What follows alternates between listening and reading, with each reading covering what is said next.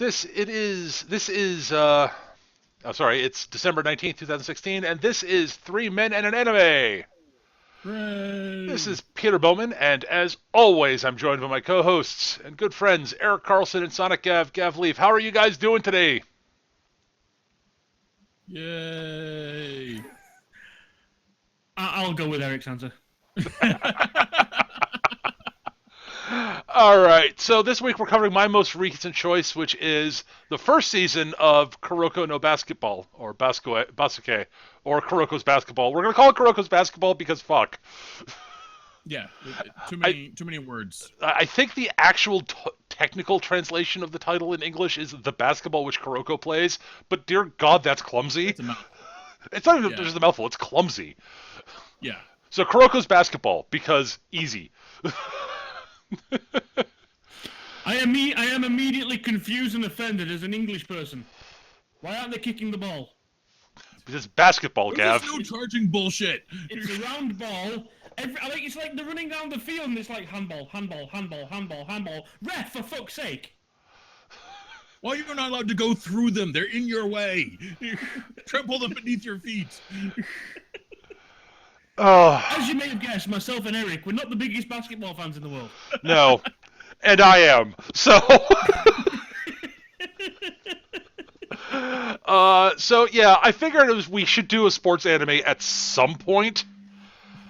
And Enough of them. there are a fair number of them.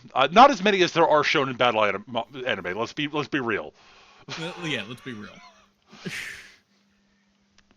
Or God help me, moe cute girls doing cute things anime, because God, there are 5 billion of those. I'm actually quite impressed they keep finding new things to do with that genre. New things. Tanks. Peter. I know, and we're gonna do that show at some point, I swear. But I have a mouse. But we're doing Kuroko's Basketball this week. Now, I chose this knowing that Eric is A, not a fan of sports in general, B, is not a fan of basketball, and C, doesn't like sports anime. Yeah, so I think we've established what my opinion's going to be. And yet, I thought there'd be a shot with this series that Eric might find it at least somewhat interesting. Now, there's a stumbling block which we'll get to, which is probably the biggest problem for Eric, and it's not the subject matter or the characters or the writing. You can probably figure out what that is by now after I've eliminated those things, but we'll get to that.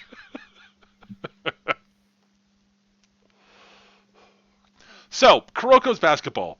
Unsurprisingly, the main character of the show, we'll cover the main characters first, is Tetsuya Kuroko, who is a freshman, first year in high school. Yes, it's a high school series, because of course it is. Of course it's a high school series. And the prologue of the show talks about this legendary middle school basketball team. Taiko, I believe. And they had this group of students who were all the same year. They were all the same age, and they were known as the Generation of Miracles. They were starting five, and they completely, utterly dominated all of Japan in that age, in the middle school category. Just crushed everybody, and it wasn't even close. But there's this there were whispers and talks about a phantom sixth man, who basically nobody really sort of knew a lot about, but he was really important to the team. And that turns out is Kuroko. And the show, so Kuroko is the main character, theoretically the main character of the show. And the series opens with Masculine Ray is the main character of the show. Yeah, kinda. I saw it about 3/4 of the way through the show, and I just couldn't unsee it. You made a joke about it like the second episode, Eric. Yeah, but it ended up being more and more apt, honestly. Yeah, he's better socially adjusted than Ray. It's not hard. Yeah, he's at all socially adjusted. You're right. But anyways, So of course it starts out like first day of school. All the clubs are out recruiting, including the basketball team. And so we see Kuroko reading a book, sort of wandering through the crowd, and nobody paying him any mind. Kuroko is probably about average height, sort of average build, sort of white hair, blue eyes, and sort of nobody seems to pay him any mind. The person that people sort of notice more is Kagami Taiga, or I forget which order that is in, who is this giant redhead, sort of stalking through the crowd, and everybody sort of parting in front of him. And we see a group of the basketball team sort of handing out flyers trying to recruit people. One of whom, Izuki, basically makes jokes that really don't work, aren't particularly good jokes in English. They're apparently horrifically bad puns in Japanese, but they really couldn't find a way to make that translate in. You know what? They did it with Nadesco, so they did. But I think it might be more due to the nature of the puns, because they wanted to keep the original sort of meaning of what he's saying intact. I guess. I don't know. At any rate, apparently he tells a lot. One of his character traits is he's one of the players on the team, and we'll get to him. But he apparently tells lots of bad jokes, and everybody's basically groaner level puns. At any rate, we cut to the recruiting desk, where we see this young woman, this girl who's part of the recruiting group, and the team captain Hyuga. And Taiga walks up. They're hoping to get somebody, and Taiga walks up, and they're both like, "Holy fuck, this dude's tall." 6'2" is not that big. For a high schooler in Japan. It's their own fault for existing. He's a 6'2", 15-year-old in Japan. Yeah, oh, by the way, half of these fucking 15, 16-year-olds look damn near 30. Yeah. There are a number of them that look a lot older than they probably should, but whatever. Taiga is the other sort of main character of the show. Taiga is in many ways Kuroko's polar opposite in almost every conceivable way. He's brash, he's loud, he's big, and he's athletic. He's supremely athletically talented. And he's apparently spent a good chunk of his life in America playing a lot of basketball there. And he was sort of debating whether he really wanted to come back to Japan and play basketball in high school, because he wasn't sure that there were anybody worth playing against in Japan. So he's sort of hoping that there'd be somebody who's at least competent. At any rate, so they're like, "Okay, well, thanks for signing up. We'll see you at the first day of practice." Wait, the girl looks down and she goes, "Wait, there's another sign up here that somebody named Kuroko, and did you guys see him?" "No." And there's a notice saying, "I was here the whole time." "Wait, he went to Taiko?" "What? Oh my god! Could he be one of the Generation of Miracles? What the hell?" So the opening thing is they got all the first years, all 5 of them in the gym, and we're basically really get to know the main female protagonist. Let me get her name. Right, hang on. The coach. That's the thing is it's Riko. It's Riko Ida. Riko is. It turns out she's also in high school. She's I believe a second year, and they're all assuming that she's the team manager, but no, she's actually the coach. The old dude in the corner is the faculty advisor. And she immediately tells the first years to basically, "Okay, take off your shirts, just strip down to basically your underwear," and they're all like, "The fuck?" And she proceeds to immediately start basically analyzing them, and she's like seeing numerical stats about like all their physical abilities just by looking at them. Because she's dedicated to being a coach, and her father is a physical trainer. Like turns out is actually a legendary one. So she's learned how to assess people's like physical abilities by sort of looking at their musculature, how they stand, etc. And she sort of sizing them all up. And she's like, okay, yep, okay, yeah. Holy crap, Taiga! Oh my god, this dude is physically a complete physical freak of nature. Okay, great. Oh, I thought there was gonna be one more player. I wonder where's that Kuroko kid? I've been here the whole time. The fuck! Yeah, Kuroko turns out to have negative charisma. Like It's you just sort of, he's got his personal someone else's problem feel. Yeah, it's less negative charisma and negative. He has no presence. People just ignore him. It's not that he's like unlikable. It's just that you don't notice him. He just fades into the background, and that's largely the fact that he is very quiet, reserved, and doesn't call attention to himself. For like the first 3 episodes, every time you see him in a scene alongside another character, they're usually not aware of him there, turn around and like, Jesus Christ! And it's not usually until he says something, and they're like, holy fuck! Okay. Yeah, there's one moment where Taiga's getting like a mountain of fucking burgers. He goes and he sits down and is sitting there grumbling and complaining about shit. And he, like, that fucking Kuroko guy would really? I didn't think it was that bad. Turns out Taiga sat down at the same table as Kuroko. And he's like, dude, why did you join me? Get the hell out of here. I was here first. What are you doing here? Dude, I was right here. I like their vanilla milkshakes.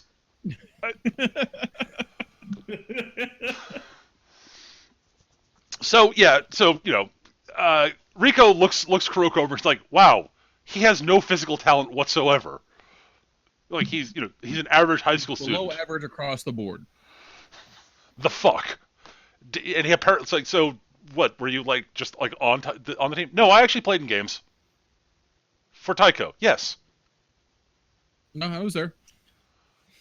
No, I actually played. No, it's not even just that he was like on the team. He actually played for the starting team, for the main team. Starting line, yeah. I mean, he wasn't a starter. He was their sixth man. He came off the bench. And so she's like, I don't know how basketball works because it doesn't involve trampling people beneath your feet. Yes. In basketball, you play. It's 5-on-5, and you have people you can substitute in and out. Usually, the first person off the bench is referred to as the sixth man because it's an important role. There's still no trampling. Yes, this is true, Eric. There's no trampling. You're not allowed to run people over in basketball because it is not that sort of sport. It's so weird. Eric, you'll find that the majority of sports, you're not allowed to run people over. That's so weird.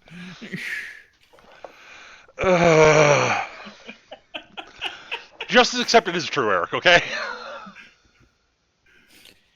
See, Eric, you were born on the wrong continent, man.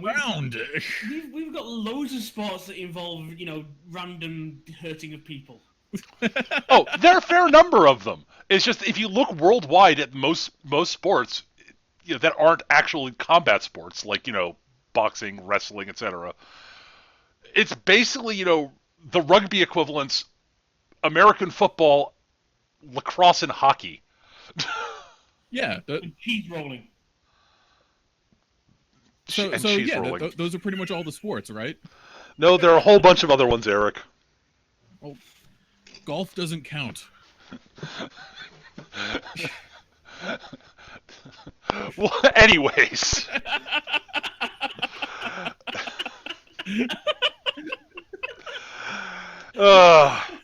As you can tell, this was something of an uphill battle in some ways.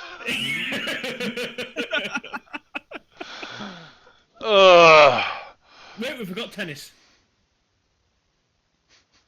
No, you're allowed to hit people in tennis. I'm pretty sure. No, you really aren't, Eric. Then why do you have the racket and the ball? Aren't you supposed to hit the other guy with the ball? No. This is weird. I think you can do that in baseball. You're not supposed to. It's actually against the rules. They get to go to. They get to get on. Have a giant club to hit the ball with. Oh, for crying out loud! Anyways. That is the biggest mistake in baseball. You're supposed to drop your club before you start running around the bases. It'd make a great weapon. Yeah, why would you leave it behind? Because the whole point is you're not supposed to hurt the other people. Why are they wearing helmets? To protect them from getting hit by accidentally in the head with the ball. I thought these were athletes here.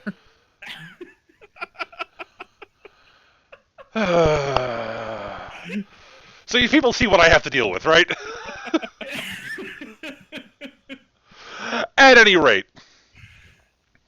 So, yeah, we are fairly quickly introduced to the rest of the starting lineup, the rest of the main group of the players on Kuroko's new high school team, which is Seirin.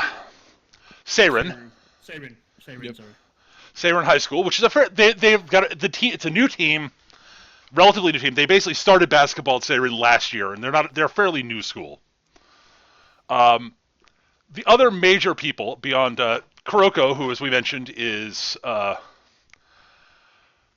than Kuroko and Taiga, we got the other major people are Junpei Hyuga. Hyuga is the team captain. He is a clutch outside shooter, is his big shtick. He is awesome, honestly. I'll give it that. Hugo's pretty awesome. Yeah, Hugo doesn't suck. He's one of the best secondary characters. Right. So he's the team captain. He wears glasses. He's an outside shooter primarily. That's what he does, and he's sort of the emotional, fiery leader of the team. He does not put up with people's shit. And sort of when things get serious, he gets better as a player when things are really on the line. Because he basically, the more pressure there is, the better he plays, and the more sort of I try to think of how to he gets more intense, shall we say? Yeah, he quite often threatens to kill the other players on the team. Yeah. It's like, I'm not sure if he's joking. You keep bugging me like that, I'll kill you. Right, Captain. Right, boss. Okay, boss. Oh, okay. The next one is Shun Izuki. Izuki, as I mentioned, is the horrible punster. He's the team's point guard. He is, again, he's sort of an average physically for an athlete, for a basketball player. He's nothing particularly special. In most ways, he's not particularly fast. He's not particularly. He can't jump particularly high. He's not a particularly good shot. Not a great passer, but he's got really good court vision, which they call his eagle eye ability, which basically allows him to mentally sort of keep a track of where everybody is on the floor, sort of as if he was looking at the court from above.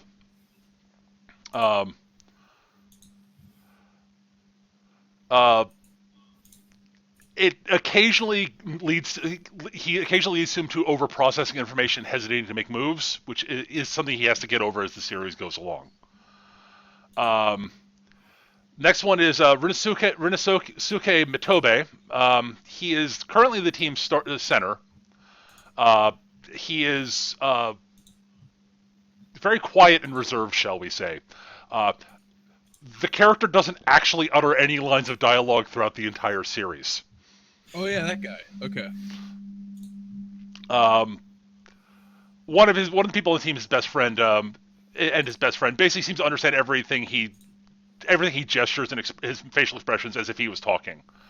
Mitobe is a very hard worker, plays really good defense, and has a good touch around the hoop as a sort of a hook shot. The next one is Shinji Kogane. Shinji is constantly depicted with sort of kitty face. Hair lip. Yeah. I'm convinced it's actually just a hair lip, because he's never portrayed without the sort of cat lips. Well, I actually said halfway through when we realised that if this was going to be a running gag, I said, I guarantee you the rest of his family have the same face. And sure enough, a little bit later on, his mom's got the same face. Yep.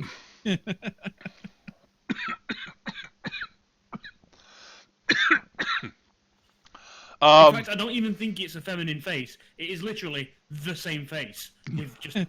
I don't remember. On his mom. So as a basketball player, Kogane is basically a jack of all trades. He can do basically anything, just none of them particularly well. Basically, they eventually Riko basically is as she's introducing some of what some of the players can do. She says, "Yes, and he can shoot from anywhere on the floor with sort of average accuracy." Yeah. It's, he doesn't shoot no matter where he's shooting from, he shoots about the same percentage. but he's not particularly good from anywhere on the floor. Which sort of, Kogan is like, but, oh. Oh, I suck. Well, again, he doesn't suck. It's just he's not he literally can do anything. He doesn't have superpowers, because we see people with superpowers in the show. This is also true. But, I mean, it's his big thing is that, basically, they can put him in to fill any role. Except, basically, like, playing against the biggest guys on the court. It's like, yeah, I guess someone who's super fast or super big and strong, he can't handle that. But, basically, anything else, he's okay. It's a useful player to have on a team. It's just a generic role player you can throw in there. Just fight just play against him as evenly as possible for as long as possible, so our actual good players can get a rest. There's also the last of the regulars, former regulars, is Satoshi Tsuchida, who doesn't play much in the show because basically he used to be, a regular on the team the previous year, but like with the influx of Kuroko and Taiga and Kagami, he just doesn't have much room to play on the court. And then eventually another returning player who was out for a while with injury comes back and shoves him even further down the depth chart, and we almost never see him. So I actually forgot this guy existed. Yeah, there's no reason to not. I think they introduced him along the same time, basically as a twofer with Kitty Face. Pretty much. Basically, they're both exactly the same. They can both do everything average, but nothing great. Well, he's the larger who he basically plays forward, and he basically the big thing is he can play. He's the bigger side of that. He's not as good an outside player as Catface, as we put it. Anyways, that's sort of the basic team of Seiren, and the first couple episodes are built around sort of showing what Taiga can do and what Kuroko can do, because they're all like, okay, who the fuck is this Kuroko kid? Why is he? What can he do? How is he useful? Yeah, you show him in practice, and like he can barely dribble. Well, he can do it when he's running on himself, but he can't go around anyone. Right, he can't dribble around anyone. He's not, and it's like he can't shoot. And they're all like, the fuck is with this kid? He's not fast. And meanwhile, we're seeing Taiga, who's just flying around, can leap out of the building. He dunks. Again, impressive for a 15-year-old. And he's a complete monster as far as everybody's concerned. They're like, oh my god, this guy's amazing. But he doesn't really have the hang of playing with the team yet. Because Seiren's all about team basketball. And then we actually get to see what Kuroko can do. Which is basically, people are like, wait, Kuroko's still playing. Kuroko's actually on the floor. Huh. I don't remember him doing anything. And then he basically starts telling people, okay, just throw the ball in my general direction, please. I promise you it'll work out.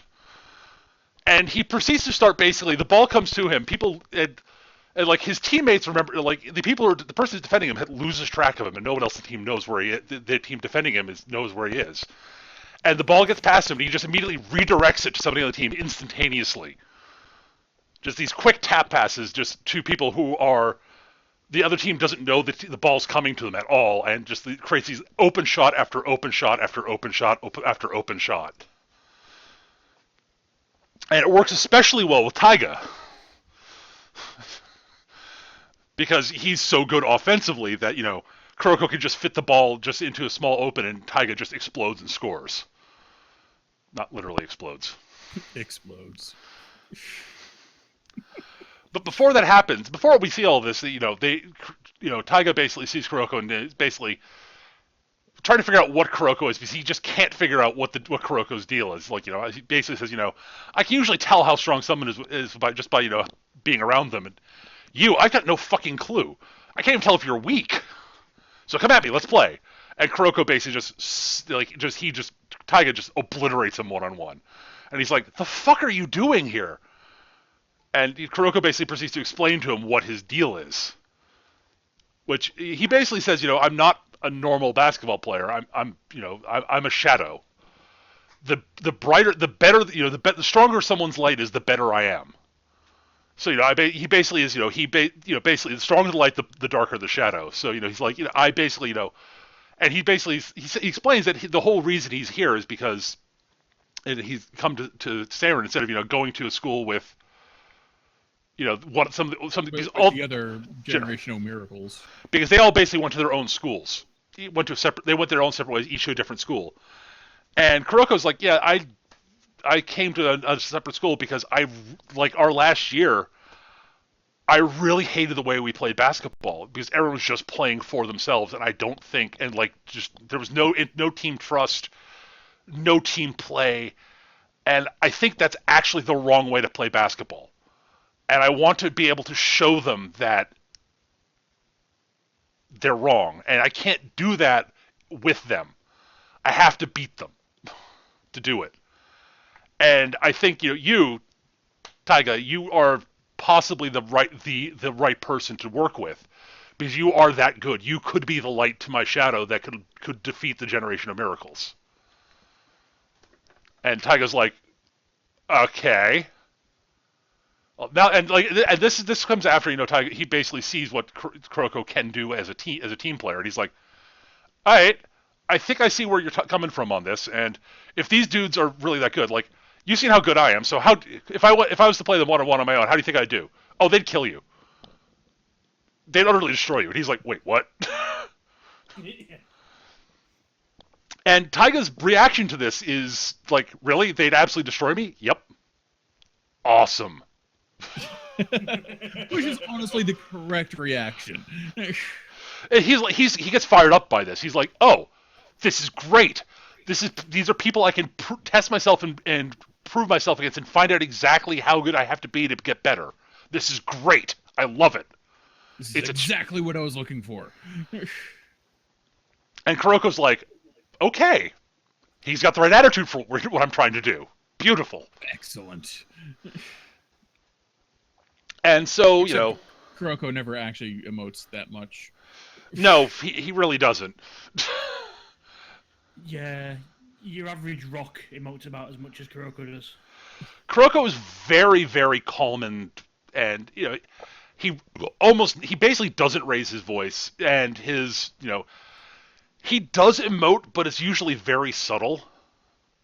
Like you can tell when he's getting annoyed, you can tell when he's amused by something. You can tell when he's upset about something. But it's never like, vocal. It's always very subtle. Yeah, at most it's like just like a subtle micro sort of angle on his eyes, usually something like that. Yeah, every now and then you actually can tell like he's actually pissed because you can look because of, like how he's looking at somebody, and like maybe the set of his mouth, and his tone of voice will change slightly. Yeah, that would be nice if they animated it. Yeah, we'll get to that, Eric. Soon, actually. And so it basically begins their journey. And so the big thing is that shortly after this, the coach is basically bringing them into basically, so they're all gathering up because they're like going to be announced their first set of practice games. And Hyuga says, "So has anyone seen the coach today?" Yeah, she was sort of. Please tell me she wasn't skipping. Oh no, she was skipping a lot. Oh God, we're dead. Why? The coach always gets like that when she's got a particularly hard opponent for us for practice games. And you cut to Rico sort of skipping merrily down the hallway, and it's like, and you can tell by the look on her face that she's smiling and looks happy. But there's something about her that's like, I'm going to destroy the team. Because Rico is a tough coach. She's very tough on the players. But you can tell, and the thing I like about Rico is that it's very clear that she's doing it to make them better, and that she cares about the team, like not just as just wanting to win, but for them to improve and for them to have fun playing basketball also. And she's just it's just her style of coaching is and what she's doing is building them up and making them better by making them work really fucking hard and play against tough opponents. And basically not pulling any shots when she's explaining what they're doing wrong. Also, she doesn't put up with their bullshit. Yeah, which is necessary, honestly. It's actually really interesting. Anyways, so there is Sorry. Go ahead, Gav. There is. I mean, I don't want to skip too far ahead or anything, but there is a great scene of just how deceivingly subtle she is. Where, and again, I don't want to skip ahead or anything like that, but as you can imagine, Tiger starts to get a little bit big for his boots, and she doesn't take him aside. She doesn't chew him out or do anything. Well, not suspicious, but she doesn't do anything directly to punish him or calm him down. It's just that, oh, by the way, we're going to start practice, but I need something from over there. Can you go get it? He'll go. Come back. Oh, okay, sorry. That's cool. But I want 5 of them. And you're bringing them one at a time. He's like, what? Wait, what? Yeah, go on. Oh, and go the long way around. Okay. And off he goes. And he comes back. Off he goes. And he comes back. Off he goes. And he comes back. And by the time he's done all these menial little tasks, practice over. And he thinks he's being an ass. She's being an ass about it. But from the outside in, you can see that she's actually no, dude. She's doing you a favor.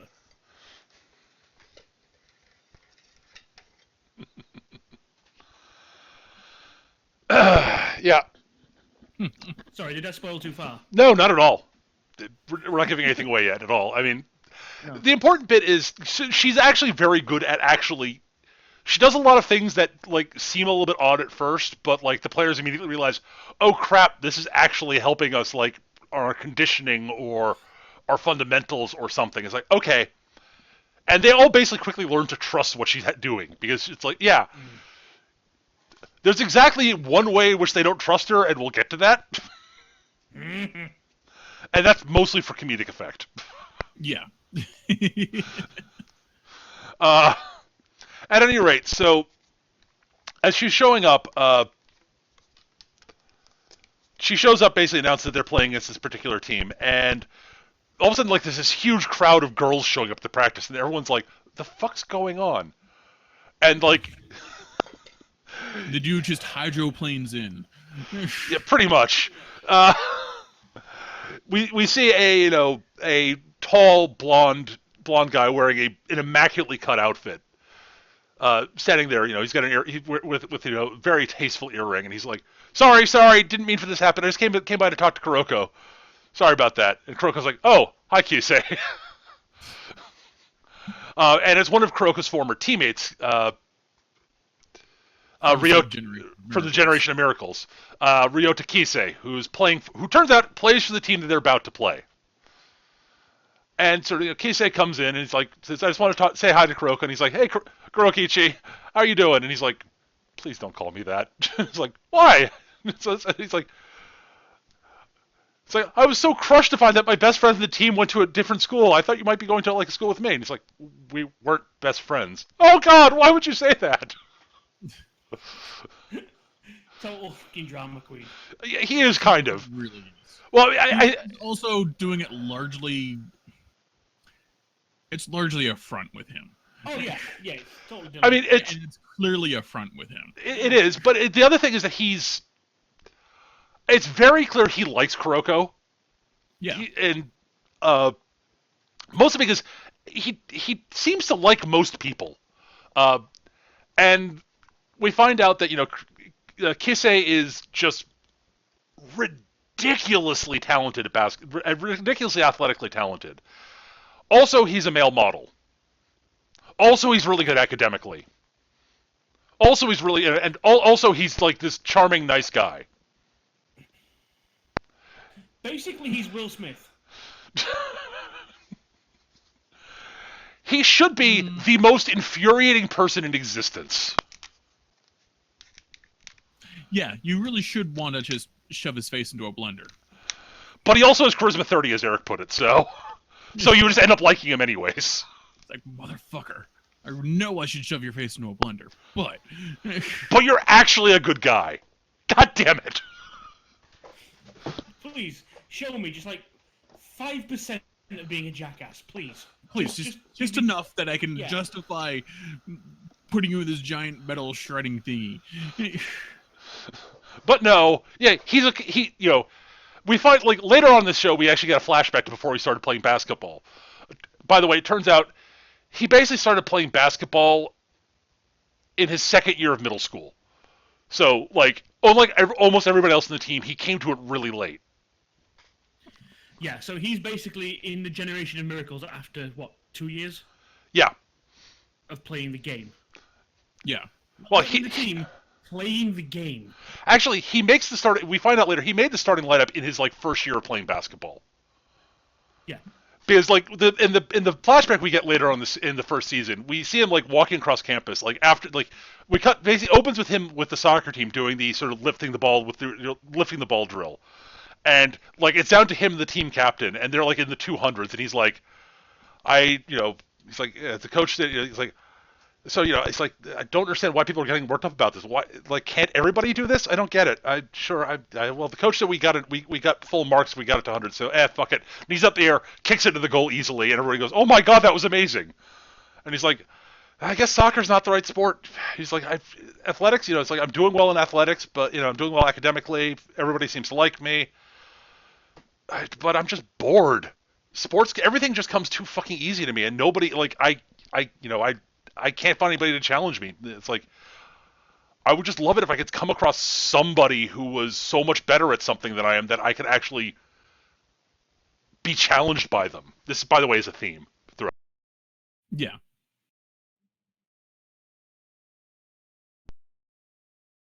Oh, my mic cut out there. I'm sorry. Yeah, I was wondering if that was you having a weird pause or cutting out. When did I cut out?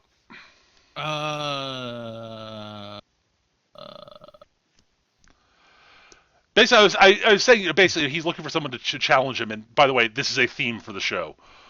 Yeah, it's about exactly where you cut out. Yeah. So, anyways, and basically this is when he runs into one of the people on the team, and he goes into. He's like, "I've never played basketball." Watches this guy playing. He's like, "Holy fuck! I don't think I could do that. I have to try this sport." Yes, and within a few weeks, he's actually starting for the team. And so basically, he comes in, he starts talking to everybody, and he sort of, Taiga basically is like being the usual brash hothead he is, basically challenges a bit of one-on-one, and Kisei's like, sure, what the fuck? Let me find out how good you guys actually are.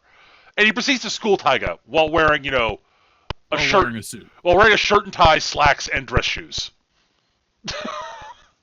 And he's like, okay, well, you're not bad, but, the rest of you guys don't seem that good. You know what? Tell you what. Why don't you guys give us Kuroko? Because you guys are just going to be wasting Kuroko's talents here. Seriously. It just wouldn't be fair to Kuroko. And Kuroko's like, Nah, I'm staying here. No, and he basically sort of gives the brief version of why he's doing it to Kisei. And Kisei's like, okay, I can sort of see where you're coming from on that. I don't really understand it, but I actually respect you, so I'm going to assume that you actually have your reasons, and I'm sorry, we're going to crush you guys in the practice game, and I'll show you exactly how that your decision was wrong. At least you picked the wrong school for it. And, Taiga's like all pissed off because he's like, oh my god, this guy's pissing me off. And Kisei's rubbing Taiga all the wrong way entirely, because Kisei is arrogant. I mean, he is. The problem is that it's that infuriating arrogance that is actually backed up by being really good at what he's being arrogant about. Yeah. And the thing is, you should want to shove him in a blender. You're like, oh, you dog fucker, I guess I'll buy you a drink. Yeah, Kisei's, not Kisei. Taiga's like, just like, I gotta beat him in basketball. I've got to win. That's as far as he's willing to take it. I mean, yeah. Hey, he's part of his. Taiga's not a dick. I mean, yeah, he's brash and hot. I must defeat him. I must crush him beneath my boot heels. If I was allowed to wear boots on the court, which I can't, because this game is dumb. And so they play their practice game. it starts out like the opposing coach is like playing them on half in the like they're is keeping like half their court for they've got the court it's got the full size court, but they've got like sort of half court setups sort of set up perpendicular to the court, so they've got two of those. So they net off the court, and this is done in a lot of high schools actually. So that the other half, they can have the rest of the team keep going with their normal practice while the practice game goes on. And he's not going to, and he's basically, I'm not, and no, Kisei, you can't start. It'd be a complete waste. These guys are chumps, whatever. And, the entirety of Seiren's like, oh, fuck you guys. And, Kisei comes over and apologizes, like, and anyways, if you can't force the coach to put me in, you guys wouldn't have a chance anyways if I did come in. So, please, beat them a lot so the coach is forced to put me in. Right. Because Kisei wants to play because he loves basketball. And also, he wants to prove his point to Kuroko. And then also just wants to play basketball. Yeah, and it opens up. They, Seiren gets the ball. Kuroko, passes the ball to Taiga, and he goes up and dunks and rips the rim out of the hoop by accident. He's like, "Yeah, oh fuck, I'm sorry." That was not my intention. And the other coach is like, all right, well, apparently... And so Rico's like, well, since the hopes are down, I guess we should play full court on the regular court? And the opposing coach is like, freaking fine. Right, Kisei, get in there.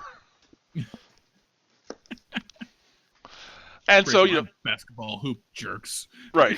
And so they play, and for a good chunk of the game, Kisei just keeps schooling... keeps schooling Taiga, and we quickly find out Kisei's main trick is that basically whatever anybody does on the court, like any special thing that they do, their own sort of signature move, Kisei can see them do it and replicate it and do it just as well as they do it, if not better. Yeah, he's basically basketball taskmaster. Yeah, basically. Yeah, as long as he can physically do it himself, like his body can do it, he can pretty much master it in seconds. Because he is ridiculously talented. He's ridiculously talented. He's a cheating cheater. Right. And so he's copying all of, like, Taiga's moves, and Taiga's like, the fuck? And he's like, eventually like, wait, so you can copy stuff? Wait, I figured out your actual weakness. What do you mean by actual weakness? Kuroko. You can't copy Kuroko because you can't keep paying attention to what he can do. And, like, he says, like, okay. And Kuroko's like, well, that's true, but, Yeah, he's still just better than me in general. Yeah. But, Seiren starts actually using Kuroko better because,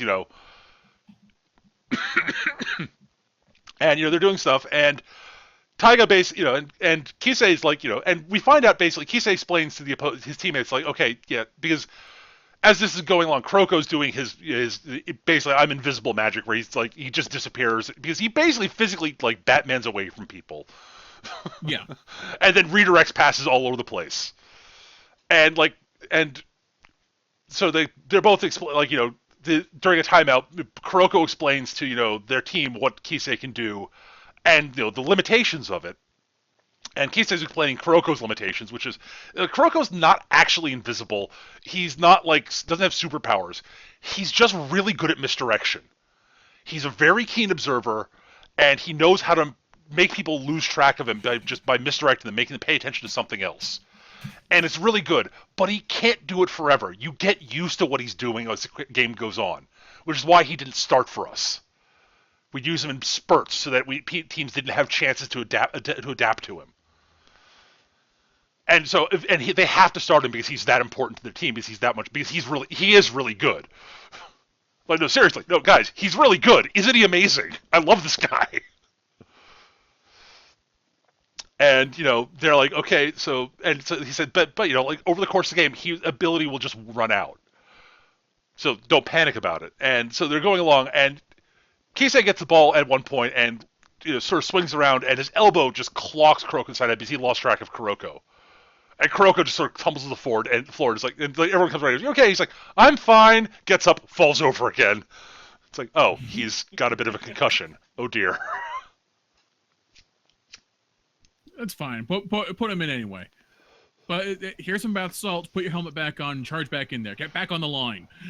Yeah, they don't do that in football Sorry, anymore, Eric. Brandon. They don't even do that. They don't even do that in football anymore, Eric, because they figured out how bad.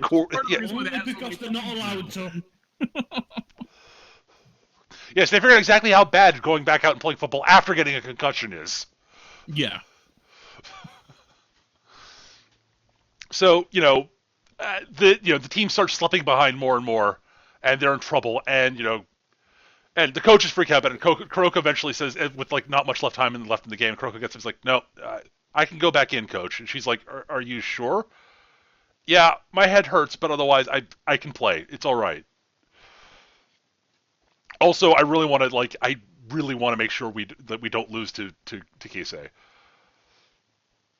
And so they go out and they keep playing, and the game Seiren starts climbing back into the game, and it eventually gets down to this final possession. And the thing we start realizing is towards the end of the game, Taiga is still like running and flying around, and like despite being exhausted, and because he's been playing the whole freaking game, and his ability to jump is just ridiculous. And it comes down to basically a final thing between sort of an alley-oop pass from Kuroko to Taiga, and Kisei goes up to block it, and Taiga just keeps going up, and Kisei's like, "How high can he jump? He's not coming down." This is not allowed. Is he wearing an anti-grav belt? He's wearing an anti-grav belt. No, he's not. He's just he's got ridiculous natural jumping talent. There are people. That's where all his character points went during character creation. It's a good place to put it if you're playing basketball. It really is.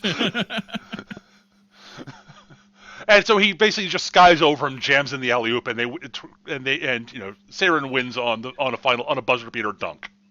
Hooray!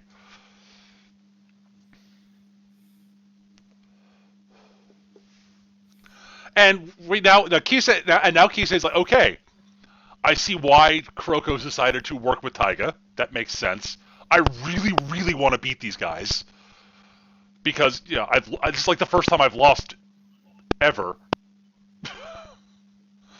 That's not how this is supposed to work. I'm gonna have to defeat them in a real game. Right. And he's kind of getting worked up about it, and his team captain basically belts him upside the head and says, "The fuck are you worried about? Don't go be saying this is the first time I lost. Fuck that. Today they were better than us. We'll get together, we'll practice, next time we play them, we'll win." And Kisei's like, "Yeah, you're right, Captain. I'm sorry." Because Kaijo High, Kaijo, the school where Kisei goes to, their captain is fucking awesome. Yeah. Is it Kaijo High? It's Kaijo, yeah. So, explain to me why they weren't fighting with boobs and butts. Because that's Keijo, not Kaijo. Oh, okay. Also, this predates that series. Yeah, by a considerable amount. Yes. The joke had to be made. So, hooray, they won. And Kisei basically says, "Yep, you beat us. Just so you know, I know that Kuroko's trying to challenge the rest of the, Generation of Miracles and such. Realize, I'm the 5th best player of the starting 5. Just so you know. The rest of them are. If you think I'm are goddamn fucking mutants." Like the copy power is cool, but it doesn't beat the other shit that they've got. I will say, as much as the game itself was entertaining, I think I actually liked what was going on with the coaches more. Because it's this scene, when the whole thing starts with the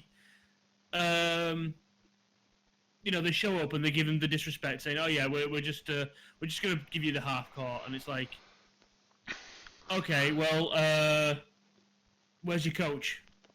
And she steps forward and is like, no, not your manager. Where's your coach? And she's like, fuck you. Yeah. Yeah, she's still got that like the smile on her face, but like the right in that sort of like anime like backdrop of like flames and rage. Yeah, It's sort of but it's like there's a great bit halfway through the match when the coach realizes he's being. It's not that the players that he's facing are that good. He's being out coached. yeah. And he looks across the court and she's just staring at him and he's like, fuck. Because she is a really good basketball coach. And yeah, Saren's players, they all are good players. But like the average talent on Kaijo is better at every position. Except Taiga, basically. Where it's basically effectively even with him and Kisei. It's like he's like, fuck, I'm being outcoached, and Kuroko doing Kuroko bullshit.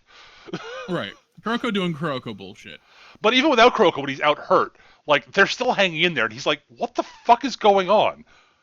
I think one of his players says, what's going on?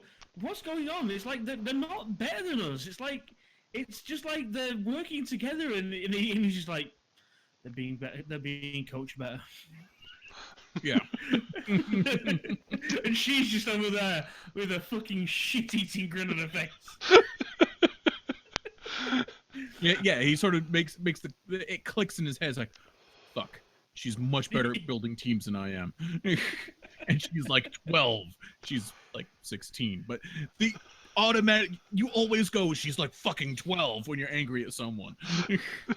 Because and the thing is, he's the coach for Kaijo is this big portly older guy with a scruffy with 5 o'clock shadows, disheveled hair, a rumpled shirt and such, and he's just like, oh fuck. He's sort of the archetypical PE coach that you see in everything. Right. Because you have two kinds of PE coaches: the completely jacked out of his mind fitness nut, and the slovenly fat guy that knows what he's doing, doesn't really give a fuck what he looks like. Right. So that wraps up that first practice game, and showing up to the game just late is another Generation Miracles player, and one of the other another freshman from his team. Show up to basically see, because they heard that Kuroko would be playing, because he heard that Kuroko's team would be playing against Keisei's team, and he wanted to see, though he would never admit it. This is Midorima, sorry. Midorima, yeah. Shintaro Midorima, who's about the same height as, he's much like Keisei. He's about Keisei and Taiga are all about the same height. The interesting thing about the Generations Miracles is they all have their own color theme. Like their hair and their eyes are all basically the same color. So Kisei's blonde with sort of golden eyes. Midorima's got green hair with green eyes. We later see one of the other guys who's got Aomine, who shows up in the series, who's got black hair with black eyes. Thing is, not Kisei, Gyasko, what's his name? Kuroko. Taiga. Oh, Taiga, yeah. Not Kuroko. Taiga, yeah. He's got red hair and red eyes. Yes. Like, so he falls into that color scheme. That's your first clue there's something going on. Yep. Also, all their names have to do with their colors, it turns out.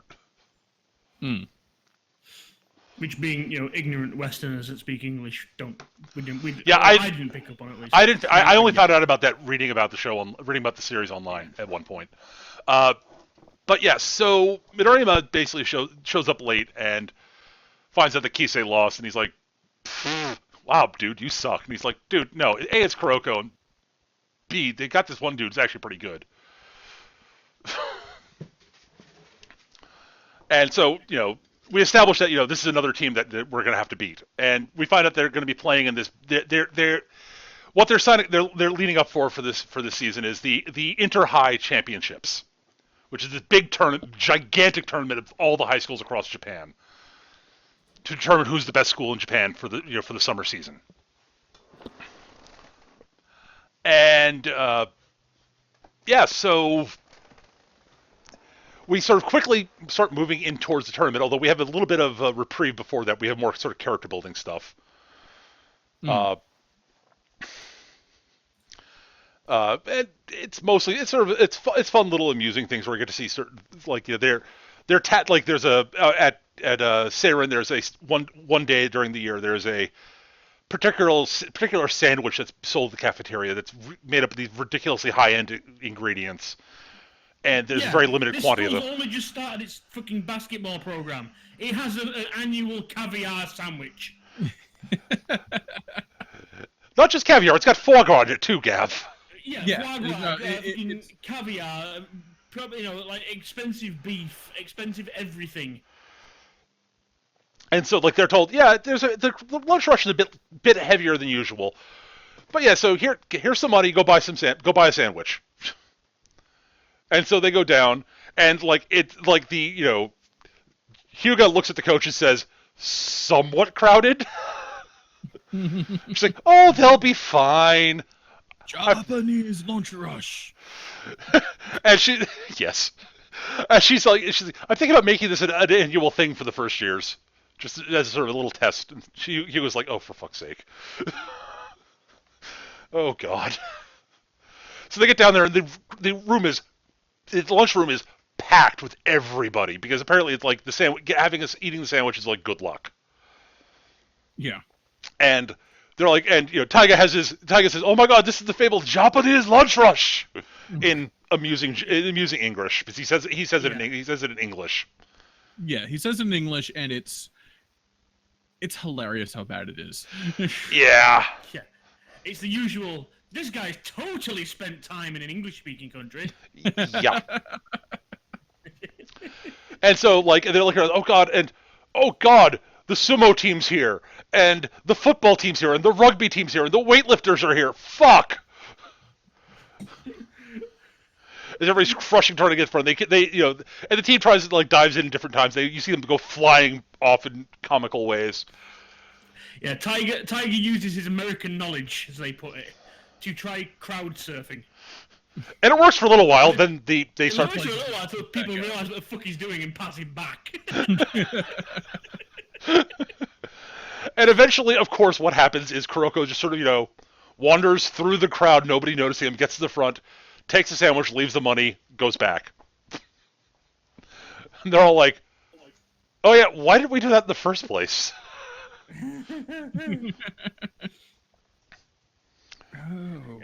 Kuroko's just like, well, I just kind of got in the crowd and everyone's pushing forward, so it kind of just carried me along, and I was at the front. And the lunch people weren't paying attention to me, but so I just took a sandwich and left the money on the plate and went back. It's like I'm a filthy cheater. Yes, because Kuroko is a filthy cheater. And so, we move into the inter-high sort of preliminaries, which is a single. So the inter-high structure is actually. Sorry, I don't want to I just want to go back to that scene for one bit, because there was one bit that cracked me up. Sure. This super expensive sandwich, okay, that everyone wants, and it's the whole goal to get to. They finally come back battered, bloodied, and beaten, with like 5 of them for the regulars, and the regulars turn around and said, "No, you know what? You guys can have it." And they're like, "Okay, well, Kuroko, there's yours. Oh, we've got one spare."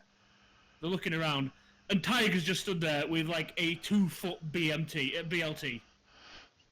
He's like, "Who cares how it is, as long as there's quantity." And he's like, "Screw it, this was only $1." And he just sums up Tiger. He's got that goddamn I hate you metabolism. Yeah. Yeah, every time you see him at a meal, he never has less than a mountain of hamburgers. He Right. always hamburgers. Except for one scene later on in the season. Right. Well, so they go to participate in they sign up for the inter-high. The inter-high basically structured big sort of signal elimination things for each region to narrow it down to the top 4 teams for that region of Japan, who then play in a round-robin tournament, and the top 2 or 3 from each region of the I think it's the top 2 from the round-robin then go on to the main single elimination tournament. Right. And so they're like, okay, and so they play their first round game, and the first round game is against some other school, which is known to be pretty good, and they're against. But this team has, like last year, brought in the high schools sort of for the teams basically allowed for each team to bring in some foreign players, transfer students from outside Japan. Oh yeah. And so this team brought in this guy from Senegal. I think it was Senegal. Yes, Yeah, Senegalese. Yeah, Senegal. And he's like literally 2 meters tall. Yeah, he's a big lad. He's a big one.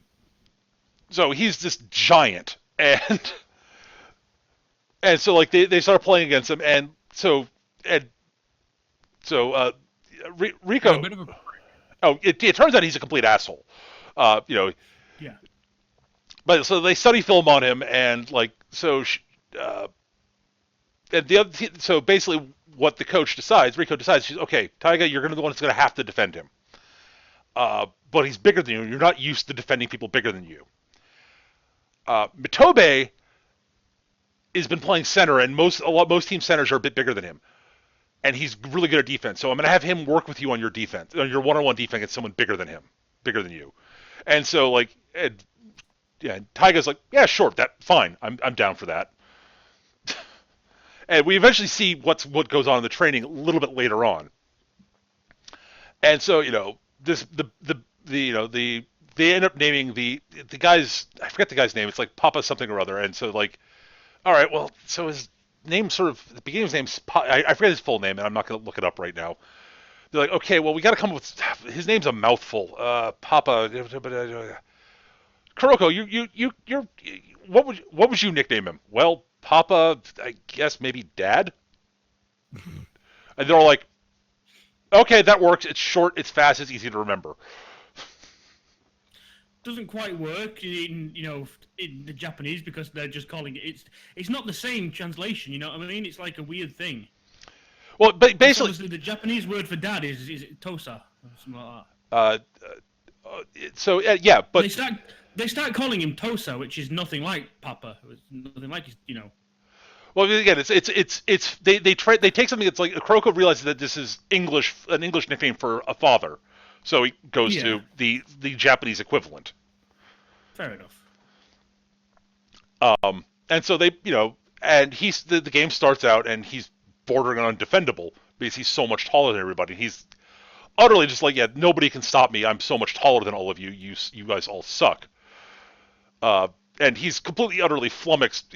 The best part is that he like sees Kuroko and he's like, "Oh, who's this kid?" So what a little kid on the court, Kuroko's, and then he sees like Kuroko's jersey on. He's like, "Wait, you're a player?" And he's like, "Yeah. Could you put me down?"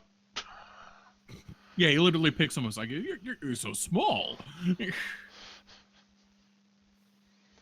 But very quickly, all of a sudden, Dad starts missing shots that he doesn't normally miss. And he's going, what the hell's going on?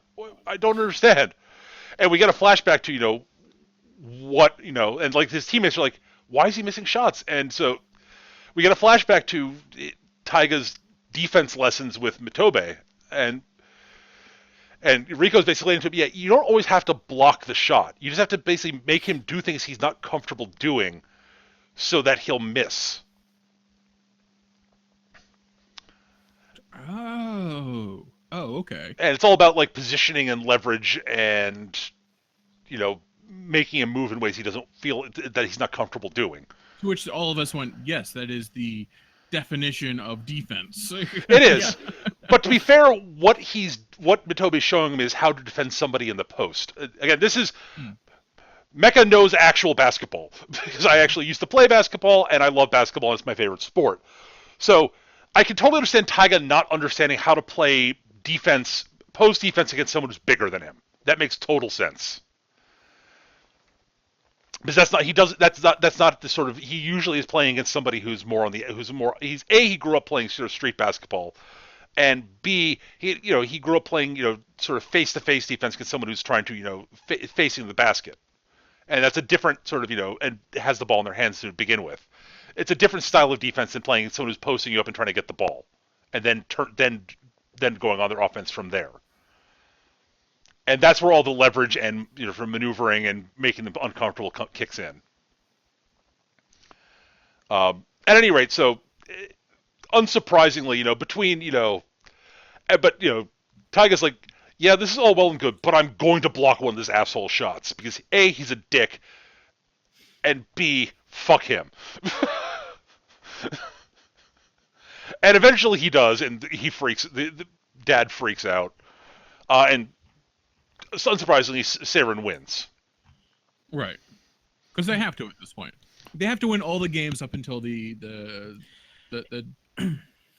whatchamacallit.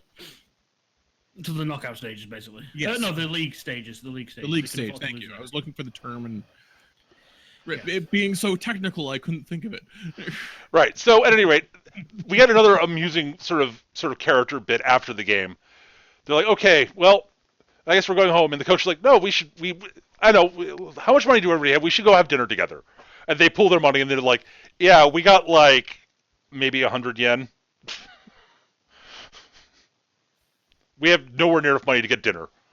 And then like this truck drives by with this advertisement on the side for like this steakhouse that has like all you can eat, steak for free if you can eat if you order this gigantic steak. If you finish the steak, you get it for free. Otherwise, you have to pay a ridiculous amount of money. And she's like, perfect. It's That's a huge. where we're going. And so they go there, and it's like, and they're served like these ginormous, like I think the sign says like 4 kilogram steak. Yeah, they're not cheap. If they don't eat those, that's a lot of money. That is more steak than I know for a fact I could not eat a 4 kilogram steak. That is. You are weak. You are weak. That's 8 pounds of steak, Gav. Yeah. So. I'm like 300 pounds. That's a small amount. That's fine. No, it really isn't. Small percentage here. No, it really isn't. The big steaks you get at steakhouse are like 16 ounces. That's 1 pound. Yeah. That's a gigantic steak. That is a ridiculous. Now octuple that. That is more steak than anyone can reasonably consume. I'm sorry. Unless your name is Tiger. But certainly not at this fine establishment. Right. So they basically start eating, and they're like, the steak is so good. And Kuroko eats like maybe like a third of his steak and says, nope, I'm done. He barely breaks a sweat. He's like, no, I've had enough. I would hit him if I was stood next to him. And we're also like, well, okay. And like everyone gets maybe halfway through their steaks, and they're like, oh god, I'm dying. And meanwhile, Tygus finishes off and is like, hey, you're done with that? I'll take your rest of yours. And they're like, yeah, sure. You gonna eat that? You gonna eat that? You gonna eat that? You gonna eat and they're all like, Taiga, do you want the rest of my steak? And he's like, sure, pass it on over. And he basically proceeds to save the team from having to like be, massively in debt. At which point he basically finishes everybody's off, and the restaurant owner's like, out and never come back. You are not allowed. You just cost me a lot of money in steak. Piss off, you damn wankers. To be fair, the rest of the team are fine. It's just Tiger that needs to be banned. True, but yes. Tiger's sort of like going, oh, okay, that might have been a bit much steak even for me. Oh. At any rate, so the tournament goes along, and they get towards the end, and the last day of the tournament is you have to play 2 games. And so their first game is against this one of the. Basically, the previous year, Seirin made it to the group stage, like they're gunning for this year, and the top 3 teams from their region, they got to that round and they got obliterated by them. They just got stomped. I forget exactly. They like doubled or tripled the score. Yeah, they doubled. They were like, oh god, we got obliterated, and so they and they're playing one of these sort of the former kings, as they dub them, and I forget the name of the team. The important bit about them is they're this supreme defensive team, And Seiren's pretty much an offensive team, and so the game starts, and like you see like the scores of this team's against this team playing as other team, everybody else, and it's like, well, fuck, like nobody's like cracked like 20 points against them yet. You're like they're not scoring a ton of points, but everyone else playing against them is scoring like nothing.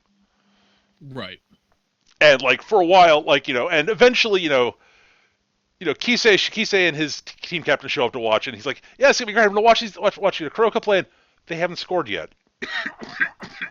It's like 8-0, and the first quarter's almost over. What the fuck? And and so we know that and the coach has been watching, the coach and the team has been watching tape on them, and as has Midorima and his team. They watch footage of them too, because they're assuming that this team's going to beat Seiren and they have to play them next round, because that's what's going to happen. Is that the other half of the bracket is if they actually do beat these guys, they're going to have to play Shutoku, who's another one of the four kings, and they added one of the Generation of Miracles on top of that. Yeah, because jerks. And eventually, so it turns out that they're talking about like, okay, these guys are good, but there's something weird about how they play defense and how they run, and they don't seem to be getting tired, despite that they're playing this really hard, intense defense. And what the hell's going on? And the coach explains, well, okay, the deal is that they actually, like, their coach actually incorporates these really old martial arts techniques into their training. So they've got the special sort of different style of running that's a bit different than the way people normally run, and it's much more efficient in terms of conserving energy. So they can just keep doing it the whole game. And they use these sort of martial arts movements for moving around on defense. And it's like, okay, so how the fuck do we beat this? And it's eventually revealed that the problem with these formalized martial arts techniques that are built into sort of these repetitive katas and such is it's all based around these patterns of things that they do. So once you know the pattern, and it takes time to actually see through it, especially on the court, you can start anticipating what they're going to do by watching how their body moves more so than normal. And so eventually Seiren eventually starts able to see through it, and Kuroko manages to break through and get into positions where he can actually, because he's having trouble getting into position where he can even get the ball,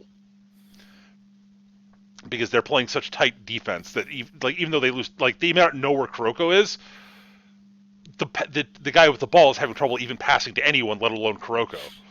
Mm-hmm. But eventually they actually break through, and of course they eventually win, unsurprising. One of the players on the team is one of the first years of the team is this guy who is a complete just defensive junkie. He loves like just utterly crushing someone else's spirit defensively by just like completely shutting them down and making them just hate playing basketball while playing against him. He's a bit of a sadist. Yeah. But they eventually do get through, pass him on defense, and he's like, oh, and he's very, very upset by this. I'm not playing his game anymore. It's not fun anymore. Right. And so we finally get the big confrontation between Midorima's team Shutoku and Seiren, and we find out what Midorima's sort of shtick is as one of the Generation of Miracles. Is that he's bullshit is what it is. Yes, he is. Here's the thing: his special ability, his big thing is that he's a freakishly good outside shooter. And on paper, his thing is for most of what he can do is actually probably the most actually believable ability of most of the guys, except they push it a little bit further to the point of, oh fuck you, this is actually stupid. He turns into an NBA Jam character. Yes. Well, they all do it their own way. Well, they all do to certain degrees, but yeah. But yeah, like, So, anyways, Midoriya's big thing is that he is, a freakishly good outside shooter. He is, for starters, he is weirdly superstitious. Like supremely superstitious. Yeah, I mean, he basically Like, checks. okay, the horoscope says this. My lucky totem for the day is a raccoon in a fisherman's hat, and I need one of those. And He tapes the fingers on his shooting hand so that his nails don't actually get scuffed up, because that'll interfere with his shot. And he's like obsessively keeps his fingernails at the exact proper length and all this stuff. That sort of shit is like legitimately not surprising for an obsessive outside shooter. There are NBA players who are kind of like that. right. And a lot of sports, like a lot of athletes, professional athletes, are actually weirdly superstitious. It's just that he dials it up to 11. Yes. And he is unbelievably arrogant. That's to put it mildly. Yes. The thing is again, his arrogance is kind of backed up by how good he is. Yeah. It just makes it all the more irritating. Yes.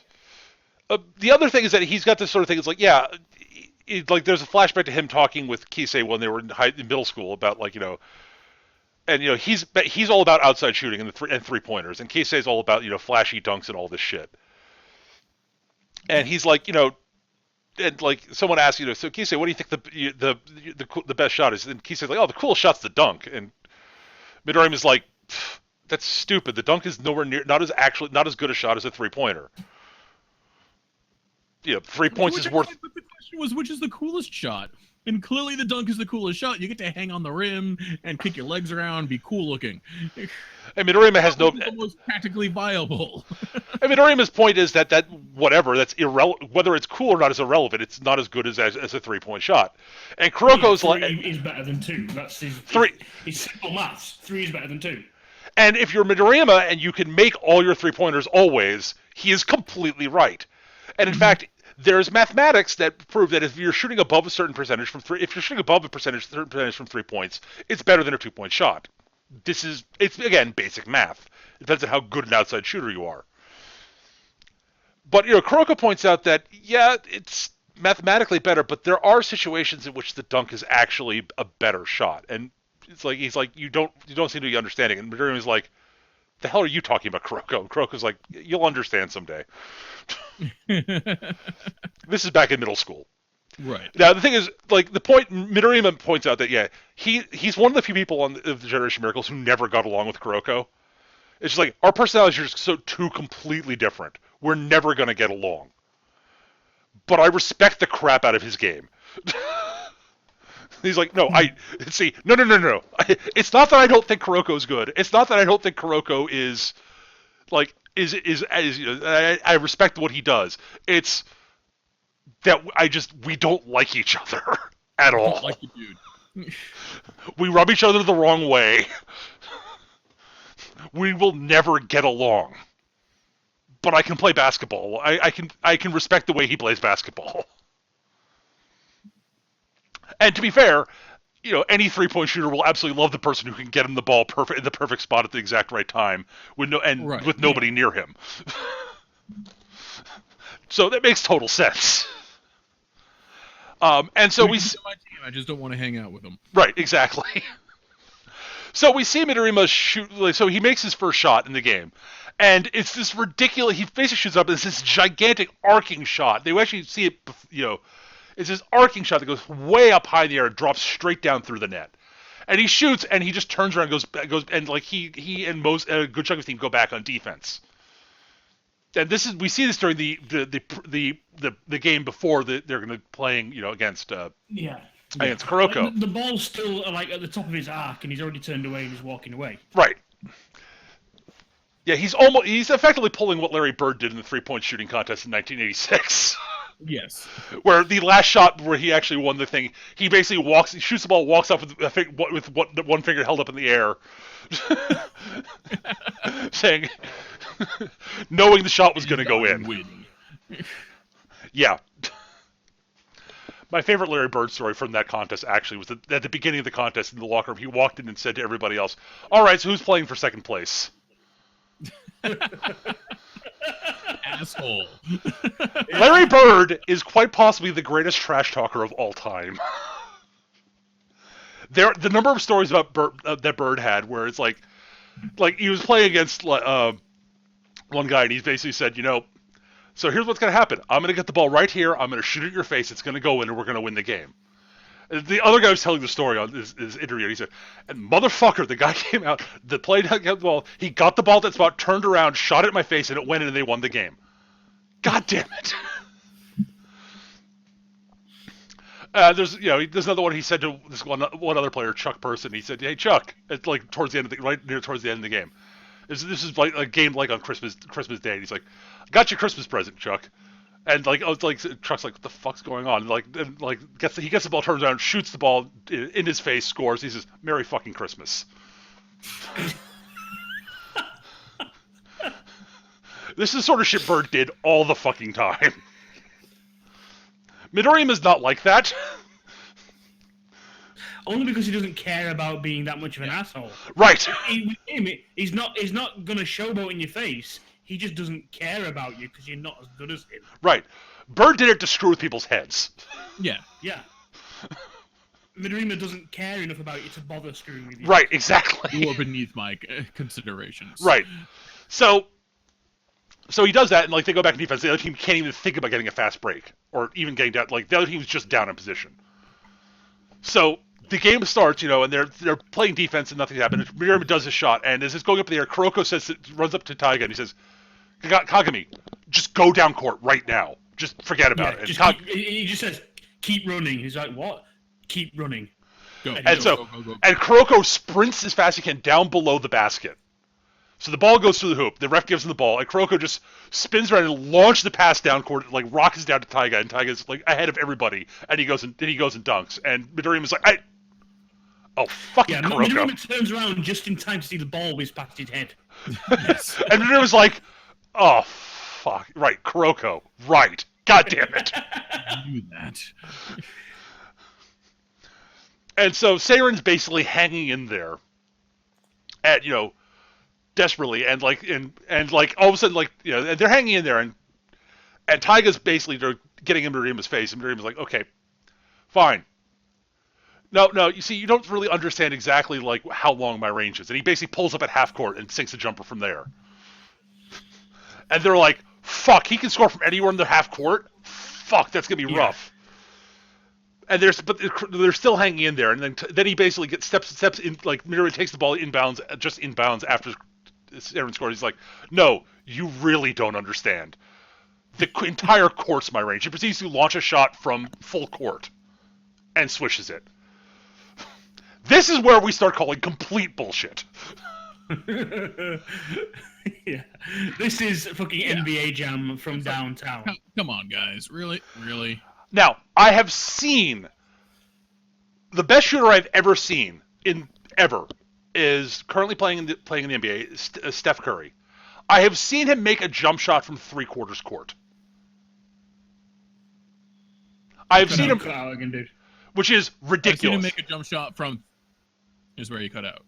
Okay, I've seen Steph Curry. Steph Curry can actually last year was making a ridiculous, something like 40 or somewhere well over 40% of his shots from around midcourt. This is absurd. I've seen Steph hit a shot from 3/4 court that was actually a jump shot. I've never seen someone be able to routinely make a shot from full court. That's dumb. So my problem with Midorima is he is the uncanny valley of basketball superpowers. Especially since every shot he makes is the exact same shot. It's the up and over artillery bombardment. Right. So not only has he got to go the distance of the court, but he's probably equaling the height of the court as well in every shot. Yeah, it's dumb. It's just the exact same animation. Yeah, I will say flatly, it is the most least believable of all the superpowers, despite the fact that the super 3-point shooter should be the most believable of them. Yet it turns out he's the least believable. At any rate, so Taiga's going, okay, I've got to block his shot. I got to stop him. I've got to stop him. And eventually, he's basically jumping higher and higher, getting more and more and he eventually managed to get a finger on Midorima's shot. And Midorima's like, this shouldn't be possible. And eventually, he actually blocks Midorima. And Midorima's like, and so Seiren starts getting back to the game because Taiga's able to stop him. But like, then you notice that Taiga's basically like, and Shutako's coach is like, oh no, kid, don't do that. Don't do that to yourself. And Rico's like, oh fuck, Taiga, get off the court. Sub him out. And like, they're like, why? This is like right after he actually blocks Midorima for the first time. And Taiga's like, why? She's like, okay, how bad is it hurting? And he's like, oh. Okay, it kind of hurts. And she's like, so basically, she's like, okay. And during halftime, she's like, okay, right before the final quarter, she's like, okay, how many jumps do you have left in you? And he's like, I can jump all game. No, seriously, Taiga, how many you got left in you? Don't bullshit me. Come on. Maybe 2. All right. Here's what you're gonna do. Use your first to block his first shot of the quarter. Of these super jumps you can pull off. Because if you keep doing it, you're just gonna blow your legs out. He's like he's running out of ability to jump. And save the second one for an important turning point in the game. That I'll leave that up to you. We're gonna bluff that you can still block him the rest of the way. Because if you can block that first shot, it'll get in his head. Which is exactly the right thing to do. Right. And so he does it, and Midorima's like, wait, he can still jump? Oh, fuck. God damn it. And so it cuts back on his number of shooting. And eventually, he does another, and later on, not that much later, he used up his last one for an important fast break dunk, to dunk over Midorima. And it's a big psychological sort of window for Seiren, and this is where Kuroko basically points out, yeah, this is the way in which dunks are actually better than 3-pointers. They fire your team up. Yeah. And fire up the crowd behind you. It's a psychological thing. Like your opponent. Yes. And so it gets to the end of the game, and so Midorima gets the ball at full court. There's like basically Seiren scores to take the lead with like almost no time left on I believe on a 3-pointer by Hyuga, because Hyuga's awesome. And Midorima's like, all right, you left a couple of seconds on the clock. See, this is how I win games. Because you can't stop my shot I can shoot from anywhere on the court, literally, and you left me any time left to shoot. So he gets the ball, starts going for the thing, as Taiga comes running up, and basically he's like, he basically wills himself to make one more jump. And so, Midorima basically says, I knew you could jump, I believed you could jump, which is why I actually faked the shot on this. So he basically faked him up in the air and starts going up again. And Kuroko says, yep, I believed he could too, and I believed that you'd believe in him. And proceeds to poke the ball away from Midorima as he's brought the ball back down. Yeah, because as soon as he's raising the ball for a shot, but yeah, as he comes down low, he completely forgets about Kuroko, because that's what everyone does. Yep. And Midorima's like, oh fuck! God damn it. And thus Seiren wins again.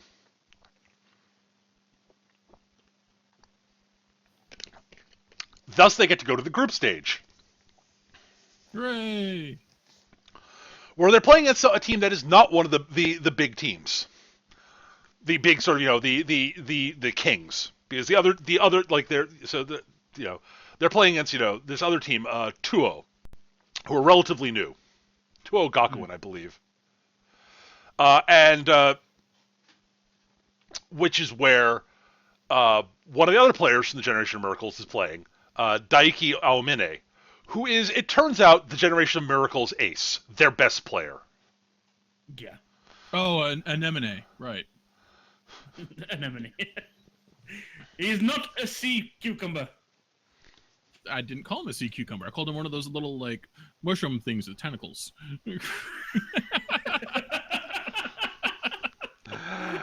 Yeah. At any rate, Aomine, yeah. Aomine is he plays there. Aomine is the last of the Generation of Miracles we're introduced to in the first season. Uh, he is the best player from the Generation of Miracles. He was probably the closest to Kuroko on the team for most of the time that they played. He is supremely offensively talented to the point where he's basically unstoppable on offense. He hogs the entire animation budget. Yes, he does. At any rate, so we find out a lot about his and Kuroko's sort of, they got to know each other. Like they worked really well together. He was Kuroko's original sort of light, basically, to Kuroko's shadow. The two of them were just always in sync, and the problem that Aomine had is that he kept getting better and blossoming and becoming even better and better. Is that nobody could challenge him at all, and that bothered him. Yeah. But as long as they kept fighting back and kept trying, he was able to soldier through it, and still sort of keep himself sort of relatively level-headed about shit. And then one game during their I think during their second year, his opponents, who were one of the better middle school teams, eventually just stopped defending him. They just gave up. Literally, they're like, no, we can't stop it. We're not even going to try. Yeah, as soon as he got the ball, you just saw them just drop their arms, stand still, and just let him walk past. And he's like, wait, what?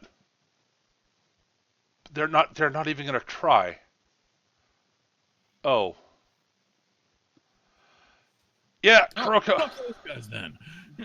Yeah, he basically he'd been thinking about basically skipping practice and not even skipping games occasionally. And Kuroko basically convinced him to keep playing because look, dude, I have to work my ass off to even get on the team. That's sort of like kind of insulting to me, and we're friends. B, I'm sure someday you're going to run into someone who'll actually challenge you. And he's like, yeah, I guess you're right. Yeah, you're right, Kuroko. I'm sorry, man. Yeah, I'll keep going. And then after that, he comes in. Like one of the running things you'd see in these flashbacks is like as they're both running down court after how many scores, they sort of fist bump and they're like, yeah, everything's cool. He's like, yeah, man, awesome. And he's like, and so they're running down court now. Kuroko's got his fist up, and Almine's like, Kuroko, I think you're wrong, man.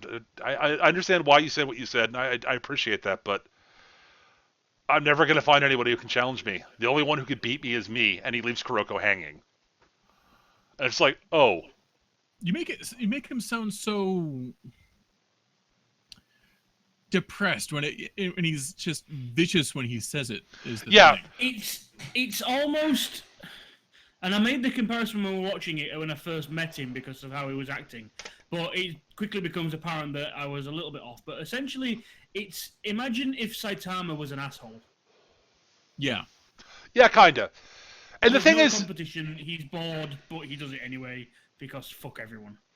I mean, the thing is, Almany loves basketball at its core. It's just that and the thing is, that speech that he had there's this weird conflict between his rage at the fact they gave up, because he's pissed off. And that is definitely there, and you're right, Eric. But there is a tinge of just like, fuck. Yeah, there's a tinge of resignation to it. But there's such he says it with such arrogant viciousness, like, fuck it, I don't need you. So, it's kind of like, because the thing is, like, he's as much of a prick as he can be about it. And it's actually, like, as you watch the series, in later seasons, and this is a bit of a spoiler, but, we see a glimpse of it during the first season, too, in the flashbacks. He used to be a really happy-go-lucky, nice guy. It's just that he just got so bitter about this because the thing he loved most was was just ripped away from him. And he goes about everything the wrong way completely. And there's no excusing that. But there's a real tragedy to from what he used to be to what he's become. That's what I'm trying to get at. Okay. At any rate, so they, we're introduced. They have so after their game against Shitoko, they're having a training in the swimming pool where they're doing sort of go underwater, sort of squat thrust back up above the water, do that repeatedly to work on their muscles and such.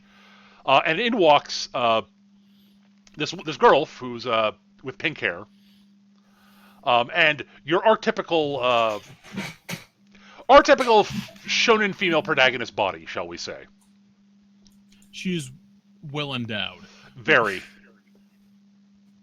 And like the team sort of gets kind of bug-eyed at her, and she comes in and she's coming to look for Kuroko because, well, she considers herself Kuroko's girlfriend.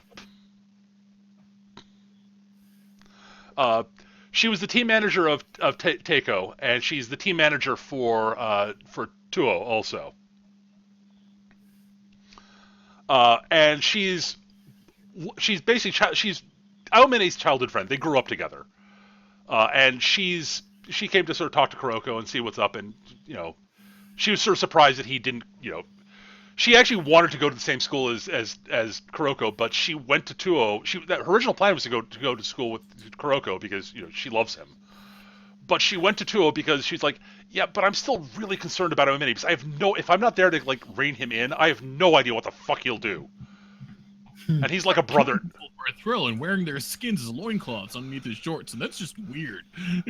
She doesn't say that, but you get the impression that she's actually really worried about him. She's the impression I get. She sort of considers him her brother, basically. Yeah. Well, she's worried about him in that like she sees a friend going down a dark not path, healthy path, and she's like, I know if I come out and say it, he's just gonna ignore me and do it out of what's the word I'm looking for? Spite.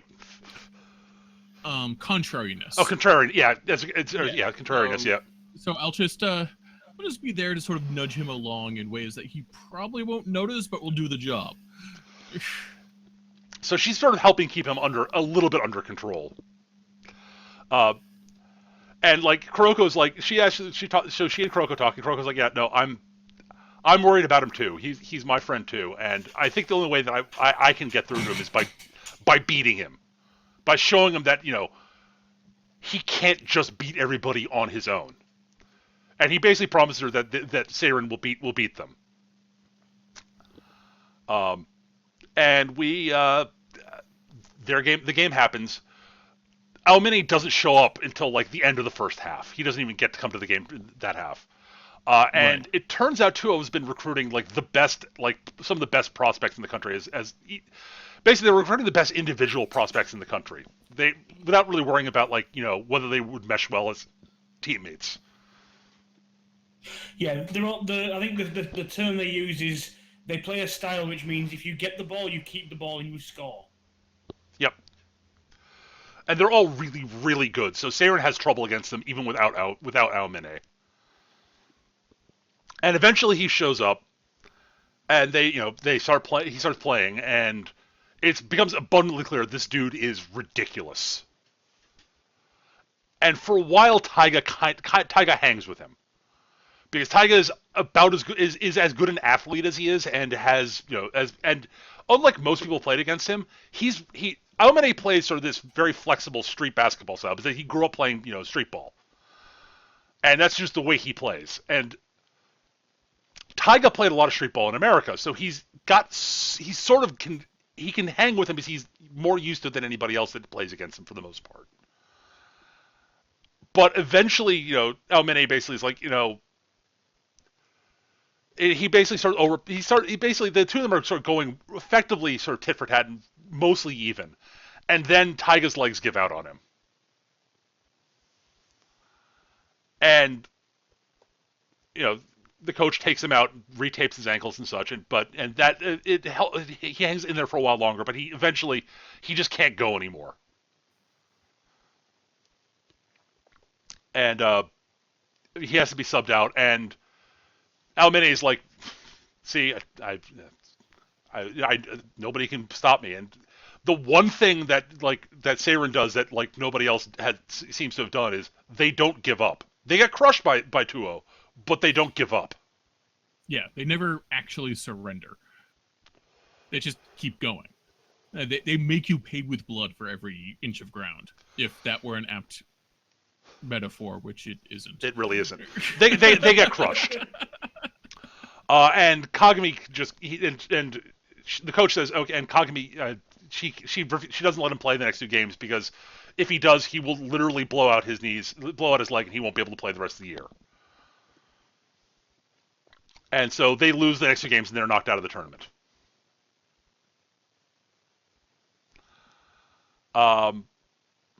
And this is not the end of the season.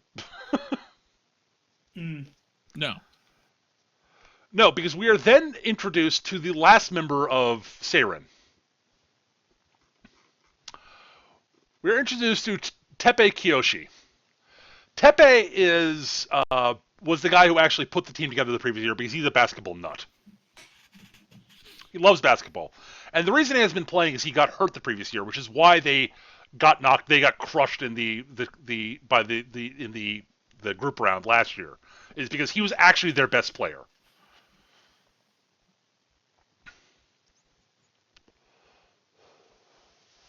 Teppei's kind of an airhead in a lot of ways. Well, he puts on the show. Yeah, I'm gonna say he's. Yeah, right, exactly. He plays the fool a lot, but that's largely due to the fact that he's just sort of a laid-back, easygoing guy. He's actually very bright and understands basketball better than basically anybody except maybe Rico and Kuroko, from an intellectual standpoint. And he's the team center because he's the tallest guy in the team. Now, it turns out we find out later that he actually his natural position is point guard. He's a really good ball handler. He passes really well. He can shoot. It's just that they needed somebody to anchor the middle.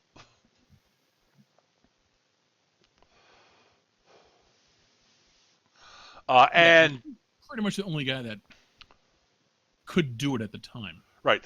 Yeah, Mitobe is a big guy, but he's not as big as Teppei.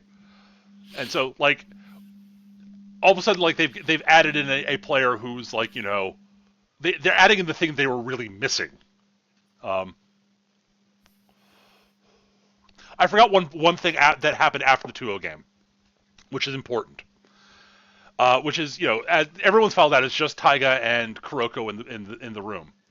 And so Taiga, as he's leaving, sort of says to Kuroko, I understand what you're trying to do, and I agree, we need to beat the Generation of Miracles, but I think we've come as far as we can with just you helping me. So he leaves. And it's the implication that Kuroko gets is that he's gonna Taiga's is basically going, fuck it, I gotta get better individually, I gotta beat them myself, I can't do it with you. Yeah, he's going the same route as the rest of the Generation of Miracles, and he's like, oh, fuck that. And Kuroko's crushed by this, and this throws him off for a while. And Teppei points out to Kuroko, Teppei's like, as he's sort of watching all this, he's like, he talks to people, and he's like, he basically points out that not really what's happening.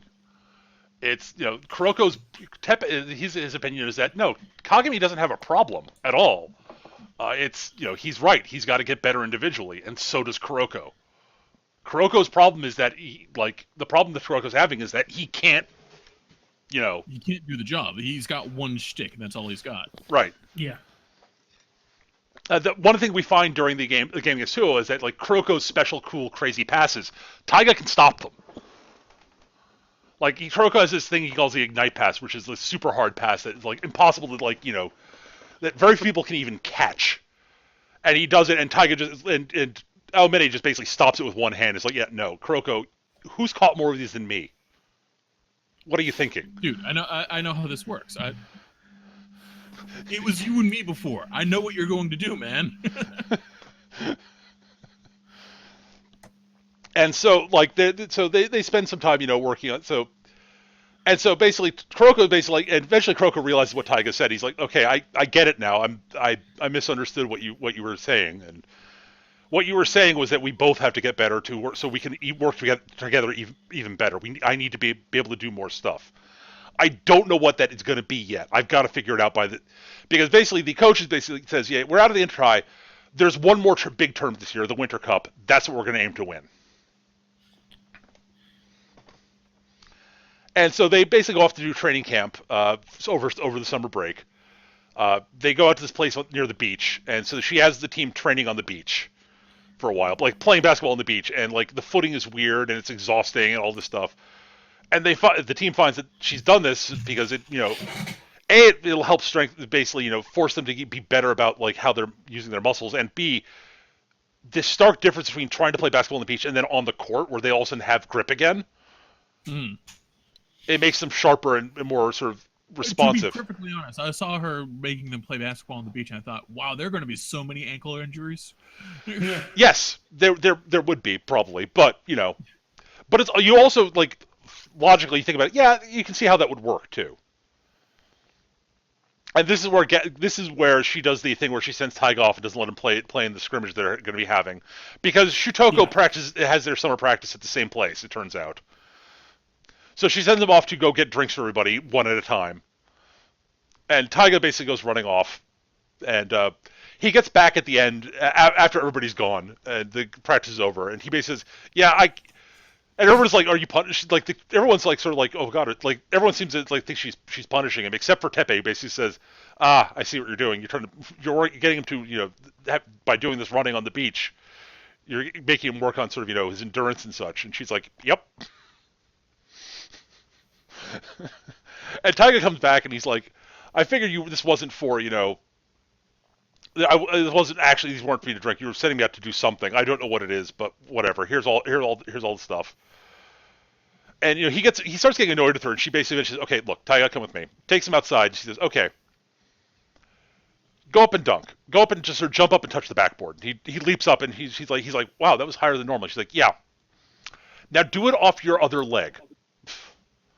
And he's like, what? Just do it. And he jumps up and he's like off his other leg that he's jumping off of, and he basically goes skying up in the air and like knocks the backboard over, and his hand like hits like near the top of the backboard. And she's like, yeah, see, you almost all your plays you leap off your left leg because you're going up to dunk with your right hand because that's your strong hand, but your stronger leaping leg is your right leg.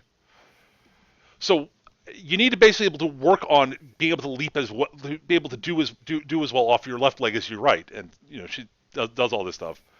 And he's like, holy fuck, that's what she's doing. She's getting me to work on my leg strength so I can jump better. God damn it. Okay, she's smart. Okay. And then the other half of what he's missing is pointed out to him by Midorima, who sees what this has been going on. He's like, is all you think about jumping? Look, okay, dude. One-on-one, we'll go. So you think trying to win an aerial battle against Generation Miracles guys? Okay, look, one-on-one, I'll be on defense every time. We'll go 10 times. If you can score me once, you win. And Kagami's like, fuck, okay, fine, sure. And Midorima shuts him down. And Taiga, he sort of goes off. He says, look, dude, he walks off. He basically walks off. And he explains to his point guard buddy that's like, yeah, the reason he can't beat me is that when he's pressured like that, he goes up for a right-handed dunk. And if I know what he's going to do, even if he's better at jumping than I am, and he's better at this sort of stuff than I am, I can then time my jumps to stop him. He's too predictable. And yeah. And Taiga basically figured the same thing out. He's like, what I've got to do is I've got to get, he says, what he was doing, he was forcing me to my right hand, so I have to go off my weaker leg. I have to be able to use both hands and both legs. That's what I got to get better at by the Winter Cup. And Kuroko has figured out what he needs to do, which is that he needs to work on his individual. He needs to work out how to actually, to not suck. Well, specifically, what he needs to work on, his plan is to work on his drive, so he can be handed the ball and then drive to the basket. So he can do something like something other than tap passes, basically. That doesn't. Which is his whole shtick, but he needs to have other shit you can fall back on. Right, and they eventually explain why. And again, Midorima explains to his point guard, his buddy, his buddy in air quotes in some ways, but the point guard of his team is the other first year. They're definitely friends. They just have a very adversarial friendship. Yeah, they're frenemies. Well, it's Midorima's sort of personality doesn't really allow for normal friendships. Right. And his point guard friend, is like, okay, I can see how how Midorima is, and I'm okay with that. I actually get along with him anyways. I could put up with with this sort of thing because I know that deep down this is not what he means. He's not actually a dick. It's just that he's not good at actually, being, friendly. It's just not how he's wired. Plus, it's really fun to poke bears. Yeah, and the thing is, it also means I know also I can screw with him and he won't get that pissed off. And I love screwing with him because he's so easy to screw with.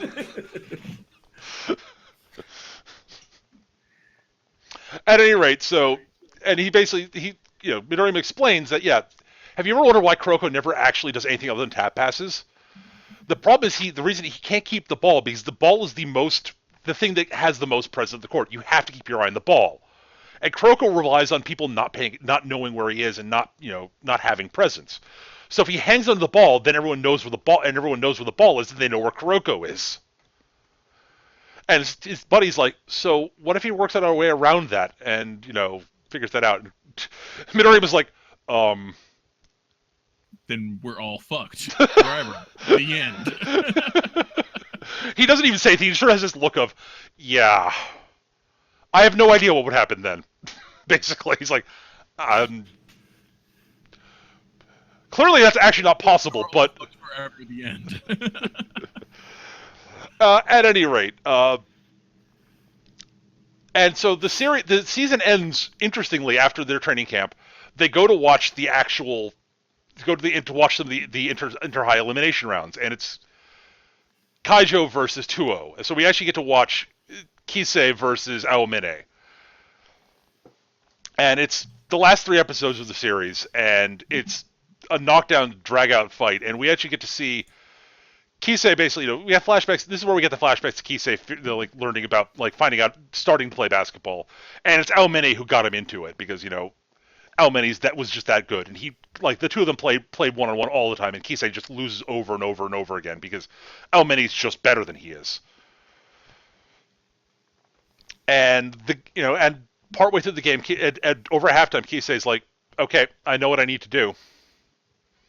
Because one of the things he's never been able to really copy the abilities of the Generation of Miracles players, like their special tricks.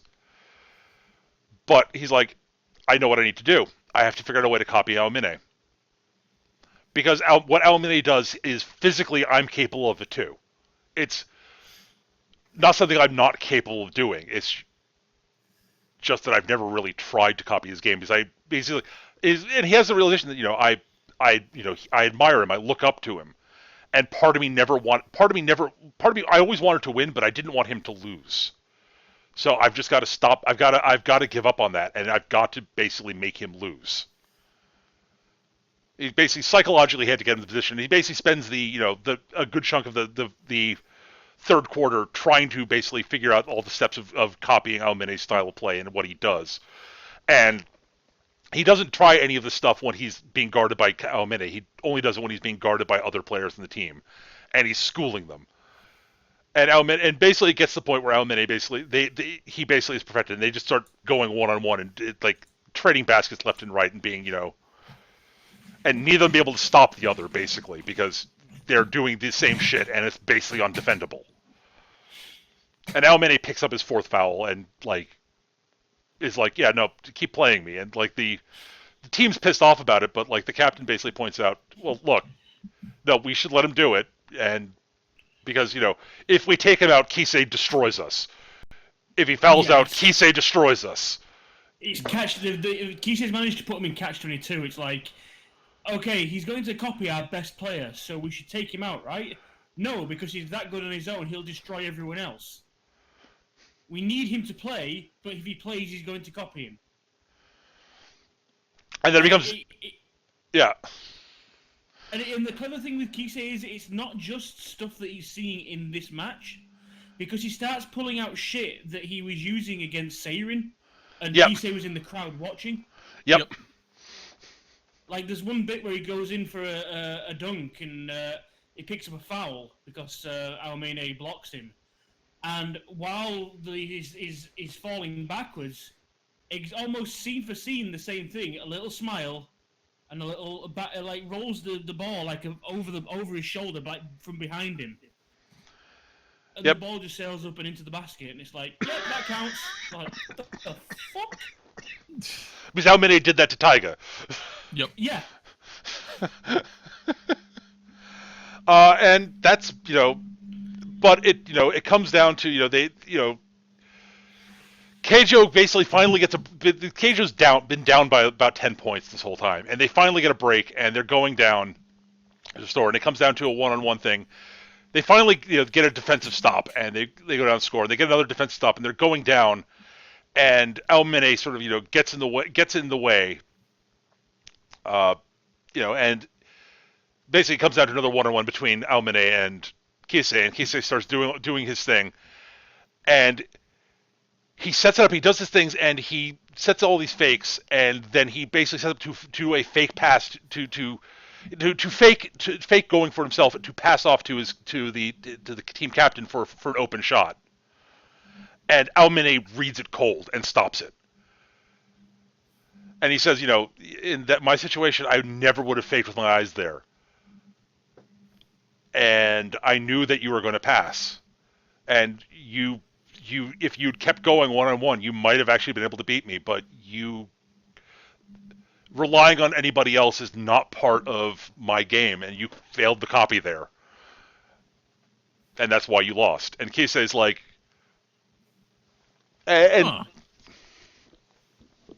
But Kisei proceeds to point out that, it's maybe, but in that one situation, but again, Kisei doesn't give up, and 2-0 wins. And at the end, at the very end, it comes down to Almine is going for a dunk. Kisei goes up to block him, gets his hand on the ball, and Kisei Almine overpowers him.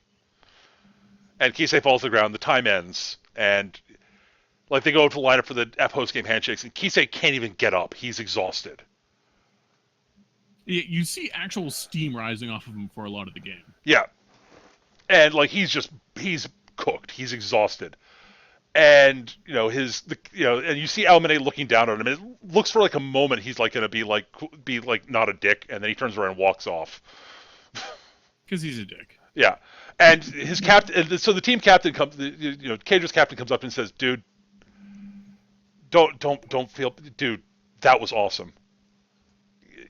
Are you okay, man? Seriously, are you all right?" And he's like, "Do you have the strength to stand?" And he's like, "I don't know, man." And he basically, the captain pulls him up and carries him on his shoulder, sort of puts his Kisei's shoulder and carries his weight up to the half court because Kisei can barely stand. And the captain's like, "Dude, hold your head high, man. You did something that nobody else could do. We tried, we lost. It sucks." But we did the best we fucking could, and there's nothing to be ashamed about that. And they go off, and Keith, and this is basically where this season ends with Kisei basically as the Keijo is leaving, the captain's not with him, and he's like, "Where is the captain?" He said to go on ahead, and he's like, "Oh, I'll go get him." The team's like, "Don't." And he's like, "Yeah, you're right. If I've got time to go back for the captain, I really should spend that working on getting better so next time we face him, we can win." And the captain's in the locker room basically taking the one moment he's got alone to just vent his just frustration and rage at the fact that they lost again. Yeah. Because he's crushed. It's a good scene, honestly. And that's basically where the series ends. It ends. There's a little bit of a code after that with Kuroko and Taiga basically talking about how they're gonna about the fact that we're gonna get better and we're gonna beat these fuckers. And we see a brief glimpse of one of the other generations of Miracles players, who's this gigantic guy with purple hair.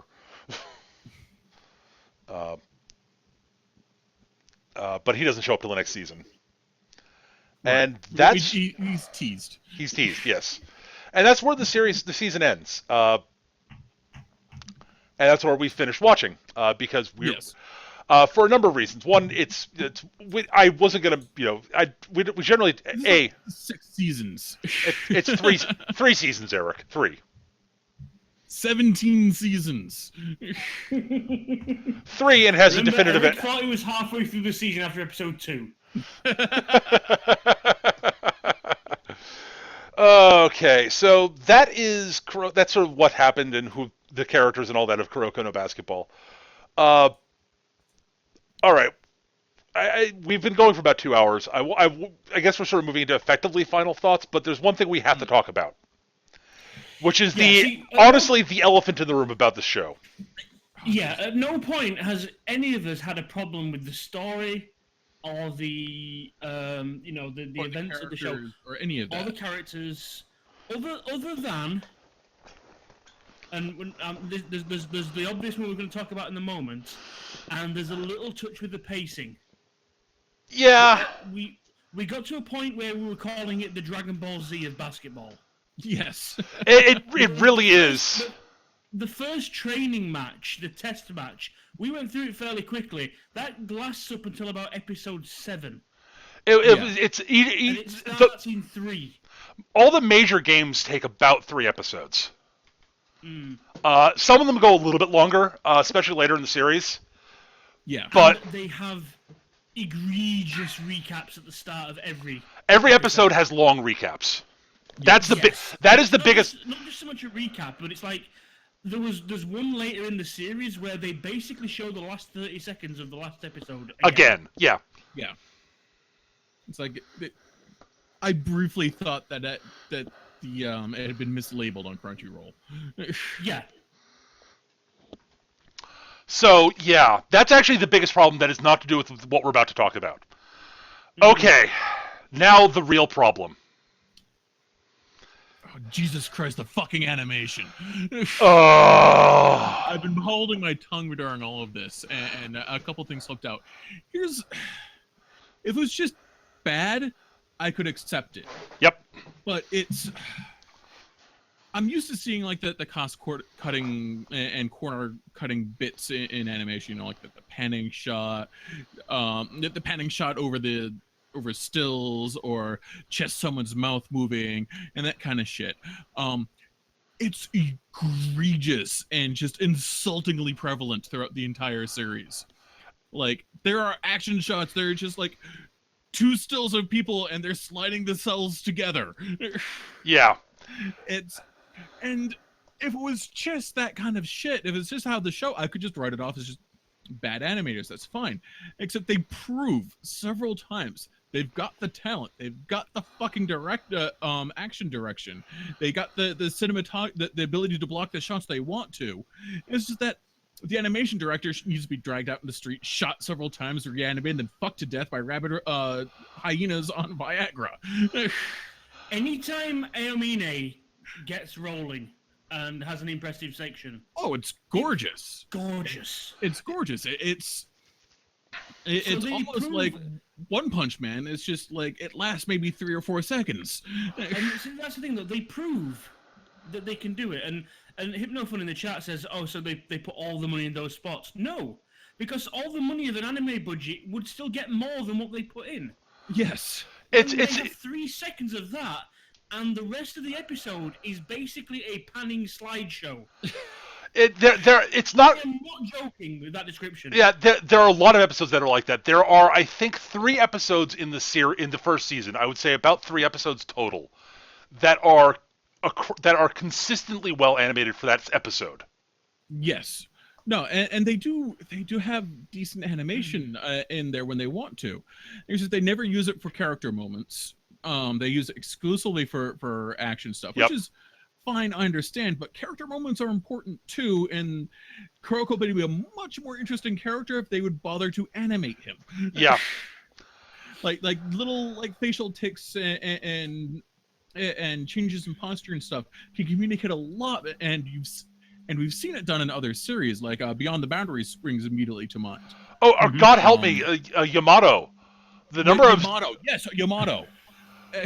Like, seriously, just like the number of times they would use like micro expressions to convey stuff with Dessler was astonishing.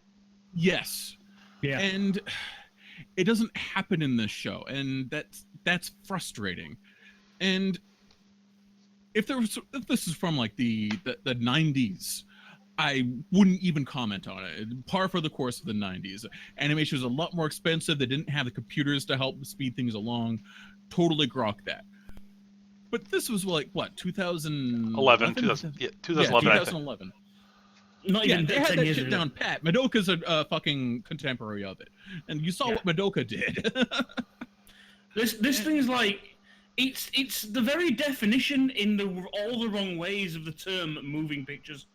Yes. Yeah, honestly, there are significant chunks of the show where seriously, I've read the manga. I love the manga. And there are significant chunks of the show where it's literally just panels from the manga on screen for periods of time where they animate the mouth flaps and basically nothing else. Yes. Or sometimes It's not even like- animating anything. It's just like, Yeah. ugh.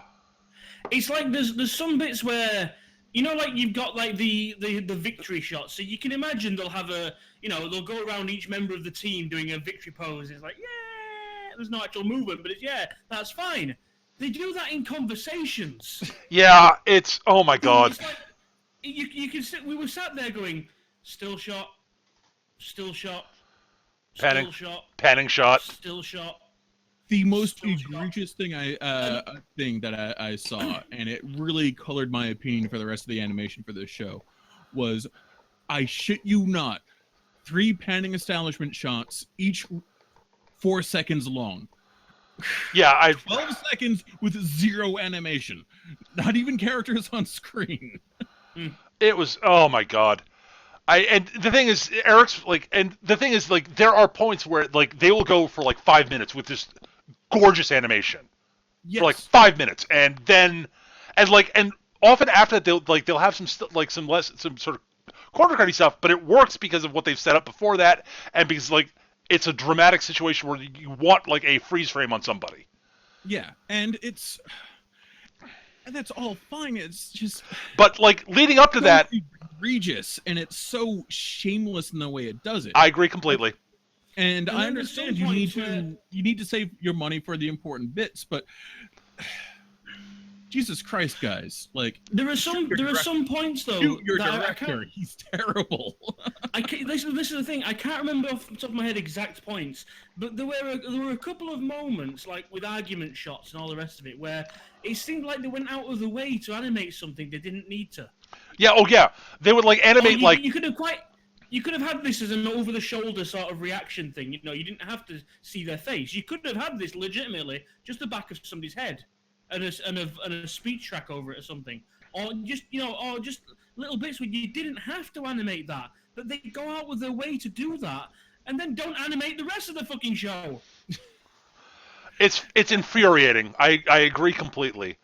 Yeah, like I feel bad because Peter had to listen to me spitting venom and then choking back more venom for a lot of the show. No, the most frustrating thing about all of this is it's fucking Production IG. The people who did Ghost in the Shell Standalone Complex. Yeah. Yeah. Which is a gorgeous show. It's a gorgeous show, and that came before this. They have the talent. Yeah, they do. Didn't bother to use it. It's a lazy show is my problem. From an animation standpoint, it's a lazy show. I agree completely. From an animation point of view, it is from an animation and a direction point of view, the show is the epitome of sloth. I agree. Yeah, you're right. I agree completely. And it's a shame because I know Eric's not the biggest fan of basketball, but I actually enjoyed the story, and I would consider watching this on my own and carrying on and finding out what happens, because I do want to see where these characters go. But if the show carries on with that level of animation, I'm just like, no. And that's the thing. I wouldn't argue with that, except I'm pretty sure I'm gonna ram my face into the screen if I have to watch more of this character. At this point, I would literally rather track down the manga. Yeah. At any rate, so yeah, the animation is the big problem. The animation and direction of the show is the big visual direction of the show is the big problem. It's a big problem. Like, seriously, shoot your director and feed your animation team. I'm pretty sure a lot of this is because you're only giving them watercress sandwiches once every 6 days. It's like Eric said as well. If you look at these characters, they're well designed characters. Okay, the production company had nothing to do with that. That's down to the mangaka. But they're well animated in themselves, and the actual animation they use is good animation. But they fall back on these, it's not shoddy animation. It's no animation. Yeah. Oh my It- god. It's terrible, and made all the worse from the moments of brilliance that throw it in Star Yeah. Wars. It's really the okay, yeah, this is bad animation. Okay, wait, you can do that? You can fucking do that? Why aren't you doing that all the time? Yeah. Did you It's like, spend all of your budget on hookers and blow? Yeah, it's like you're showing me this that you can do, and yet you're presenting the rest of the story the way a grandma presents her trip to the Grand Canyon. Here's the thing: I've seen other shows with limited animation, and the one that springs to mind is Kill la Kill, Right. where they use they do a great job of using like limited animation and sliding stills across the screen and whatnot, and it's all done for as part of the gag and as an artistic choice, or to, in a couple of cases, actually is like to drive home the character of the character. Like Yeah. It's like one person that shows up is literally like they're presented as very much as a 2D character for a lot of the show, and they often spin around as a 2D plane. See, another one we've done. If you compare it to something, if you had like something like Dante from Devil May Cry, Right. okay, we weren't that great on that hot on that one. But if there was like maybe one or two scenes where somebody asks him a question and he just looks up and just stares at them for a few seconds, there's nothing going on the screen, but it's in character. Right. Yeah. Part of the story. This is just all the time. Yeah. Honestly, if it was merely a case of, yeah, they have their moments of brilliant animation, and the rest of the time it was mediocre animation even. Yeah. But Gab's right. There's so much of the show where they basically, and there are a couple of times where it's like, yes, it's a still shot, but they've animated the guy's clothes and hair. Yes. What? What? It's like, really, guys? Really? Oh, it's so frustrating. So, anyways, it's infuriating. Yeah. It's insulting. Yeah. So, It's like that scene. It's like, yeah, I mean, you joked back in the chat again. It's like the scenes you sometimes see of like two people in a bathroom stall talking between each other, and all we're seeing is from outside. You're looking at a still photo with a voice track over it, but you're thinking, well, it's just no, they're just talking between each other. We can't see them because privacy. You know what? Beck actually makes a great point. So what you're saying is the show length version of the elevator scene from Ava. Here's the thing: the elevator scene from Ava is a fucking brilliant use of limited animation to save on budget, because you can cut the tension in that scene with a knife, and there's just a frame of animation in it. It's all done with like. It's a great use of we can do 16 frames of animation. Let's do the elevator scene in Ava, and it's all just it's great dramatic tension, and it's just you can feel the hatred between those two characters in there, and how they're stuck in this confined place. Except they don't have any of that in this show. That's not true. There is I would say about 10% of the time when they don't do animation, it's actually serving the story or the characters for a reason. The problem is the other 90% of the time they do it. Yeah, I think that's the most criminal part. It's not that we're not complaining at all about bad animation. As I've said already, we're complaining about no animation. Oh my god.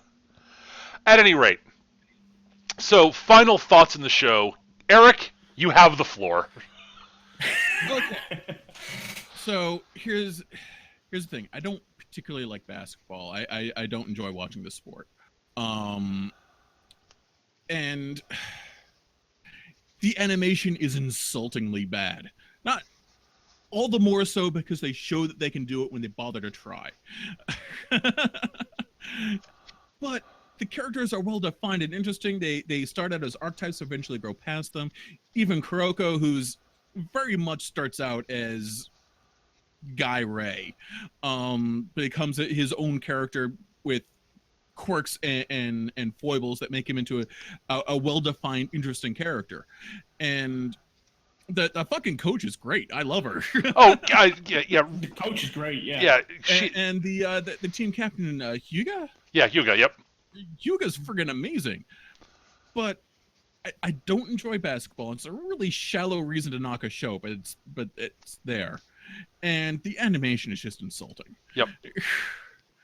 So read the manga is what I'm saying. Gav? Yeah, I mean, in regards to the basis, okay, I'm not a basketball fan. It doesn't really get over here. It's not televised, to my knowledge, at the very least. I know of it. I watched Space Jam. That's as much as I know. But yeah, but then again, I've watched animes based on all sorts of shit that I have no personal experience of, like magic and giant robots. So I can get around that and just enjoy the show. And as I've said, I enjoyed the story. I actually do want to see what happens with these characters, but the animation, I'll be honest with you, the animation itself didn't bother me as much as, say, it did Eric. What bothered me was they were doing all these really dragging out, budget-saving procedures that all they were doing were dragging out the episodes. And as I said, for me, the bigger problem was the pacing.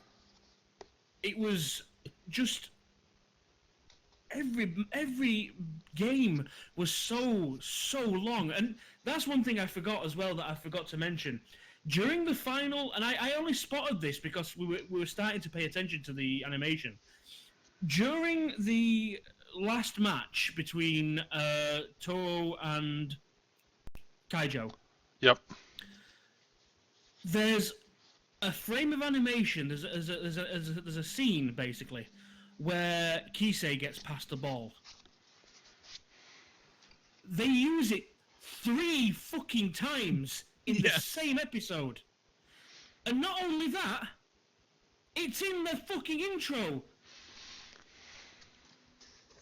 for the episode as well. So it shows up the same animation, the same scene 4 times, and it's a noticeable scene as well. I feel bad we're tearing apart Peter's choice. No, it's... Look, no, I'm going to defend that now because look, this is your story, okay, Pete? This is your thing. This is what you love, and I am currently fucking,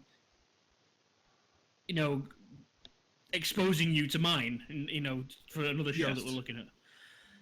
I get exactly where you're coming from, and like I said, the story and the characters, I can see why you love this because it is interesting, and I do want to see where it goes. But as a show, the laziness just kills it dead.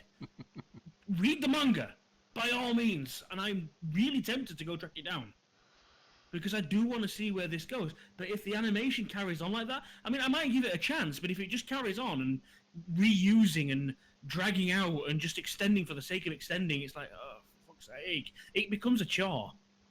But it has great positives, but it's ruined by laziness. All right, so my take. I do like this show. I like the show despite the animation.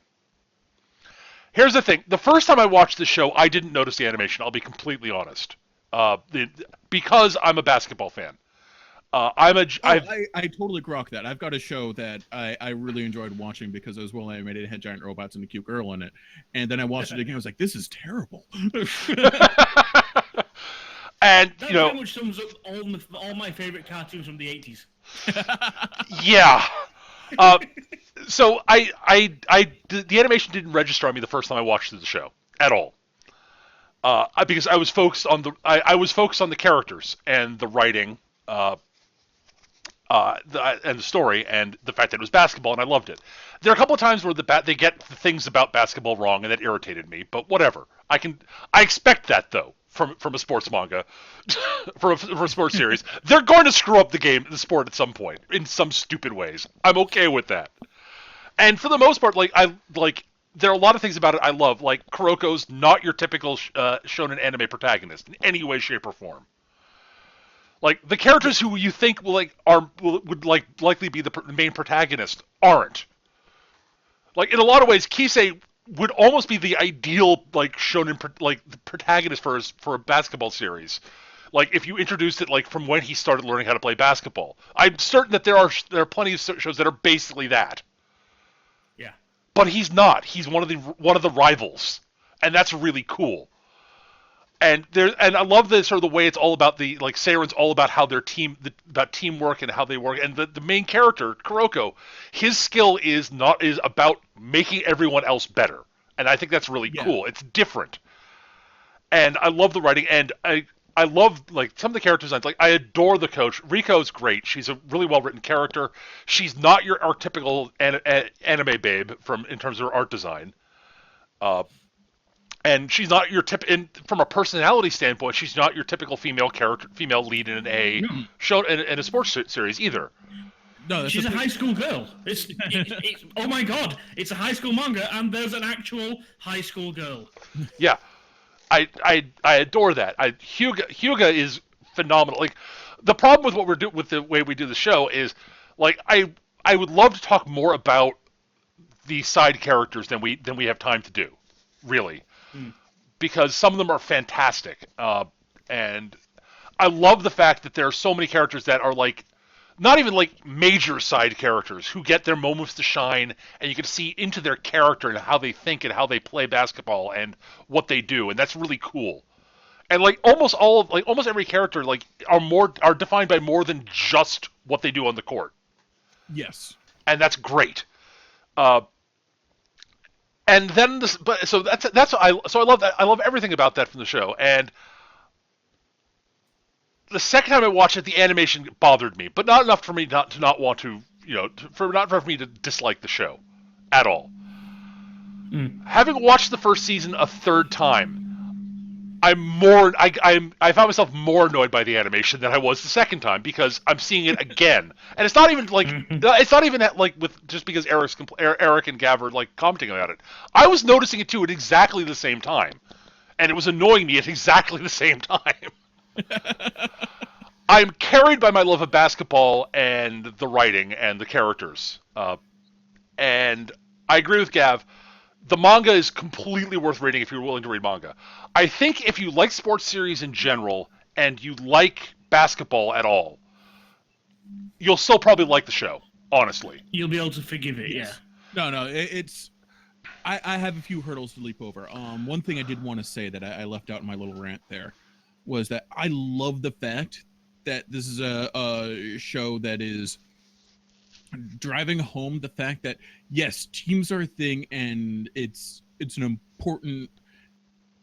It's about the unsung hero in a lot of teams. It's there that the glue that holds it all together, and that makes the team work like clockwork, and not about the fucking star player or the unnaturally gifted ace or whatever. It's about the guy that sits in the back and makes sure shit works. And I love that.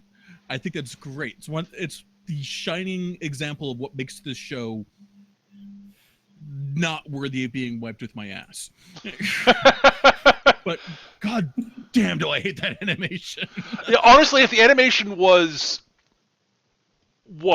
more tolerable, I think Eric would probably be willing to watch more of the show than at all. Absolutely.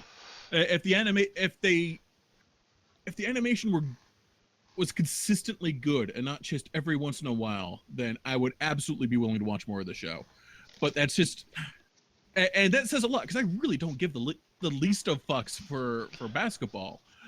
But I like the characters. I like what they're doing with the show. I like that it's built around the unsung hero, that the guy who never gets the spotlight.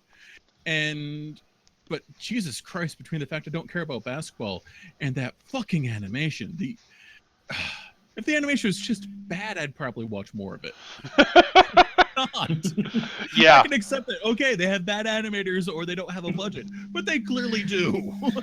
Yeah, like I said, it's not the fact that it's not consistently. Like you say, it'd be okay if it was consistently, even if it was just consistently animated, would be better. So yeah, that's. I think I think we can all agree that there's a lot to like about the show and a lot to be infuriated about the show. Yes, there's a lot to like about this show, and if you get, there's great potential in there.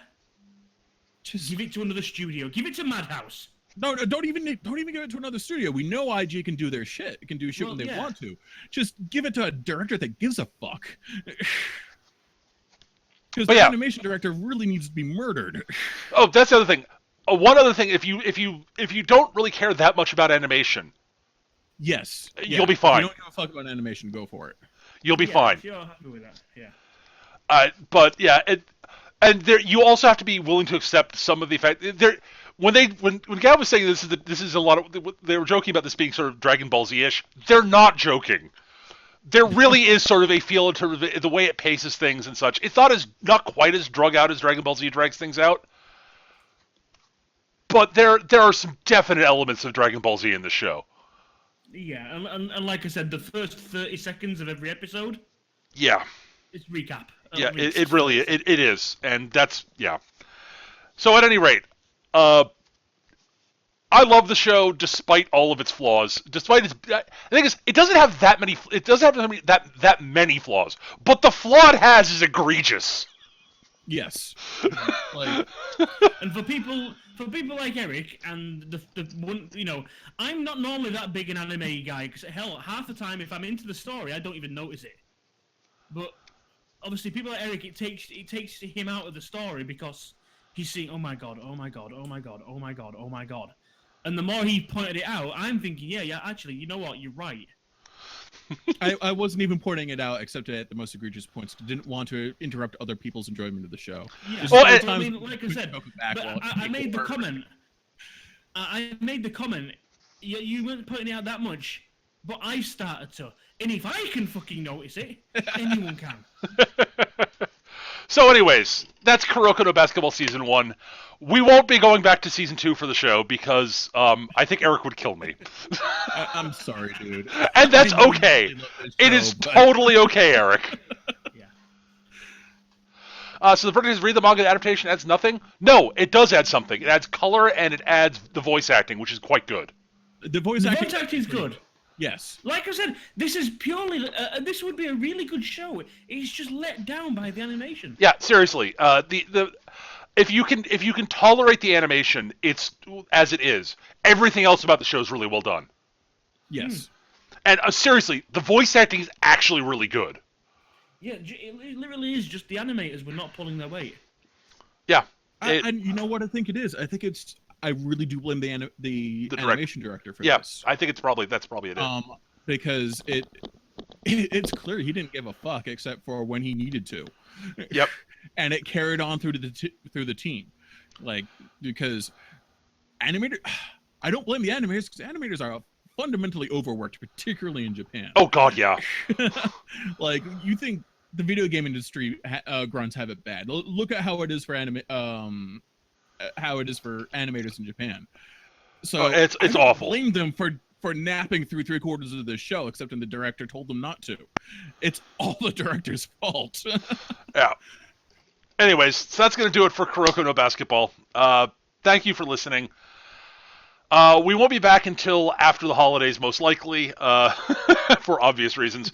But we should announce what the next show is going to be. Eric, what is the next show we're going to be doing? It's your choice. Do Fate Zero. Fate Zero.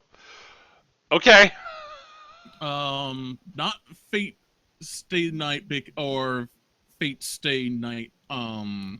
Unlimited Blade Works, because Unlimited Blade Works is the one I was talking about. Beautiful animation, cute girl, lots of cool shit. Terrible fucking story. And Fate Stay Night is basically Unlimited Blade Works without the beautiful animation. Yeah, from what I understand. Yeah. No, Fate Stay Night's just trash. There's no point to watch Fate Stay Night. Fate Zero, however, is really good. I think you guys are gonna tear this apart.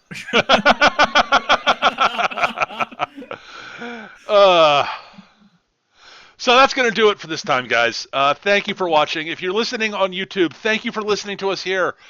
If you enjoyed it, feel free to hit like and subscribe. That way you know when new episodes go live. Please leave a comment if you've got anything you want to say about the show or anything like that. Yes. Leave comments. I am a vain creature. I read them all. And as I said, we'll be back next time. Thank you for watching, and we'll see you guys next time. Bye, humans. Bye-bye.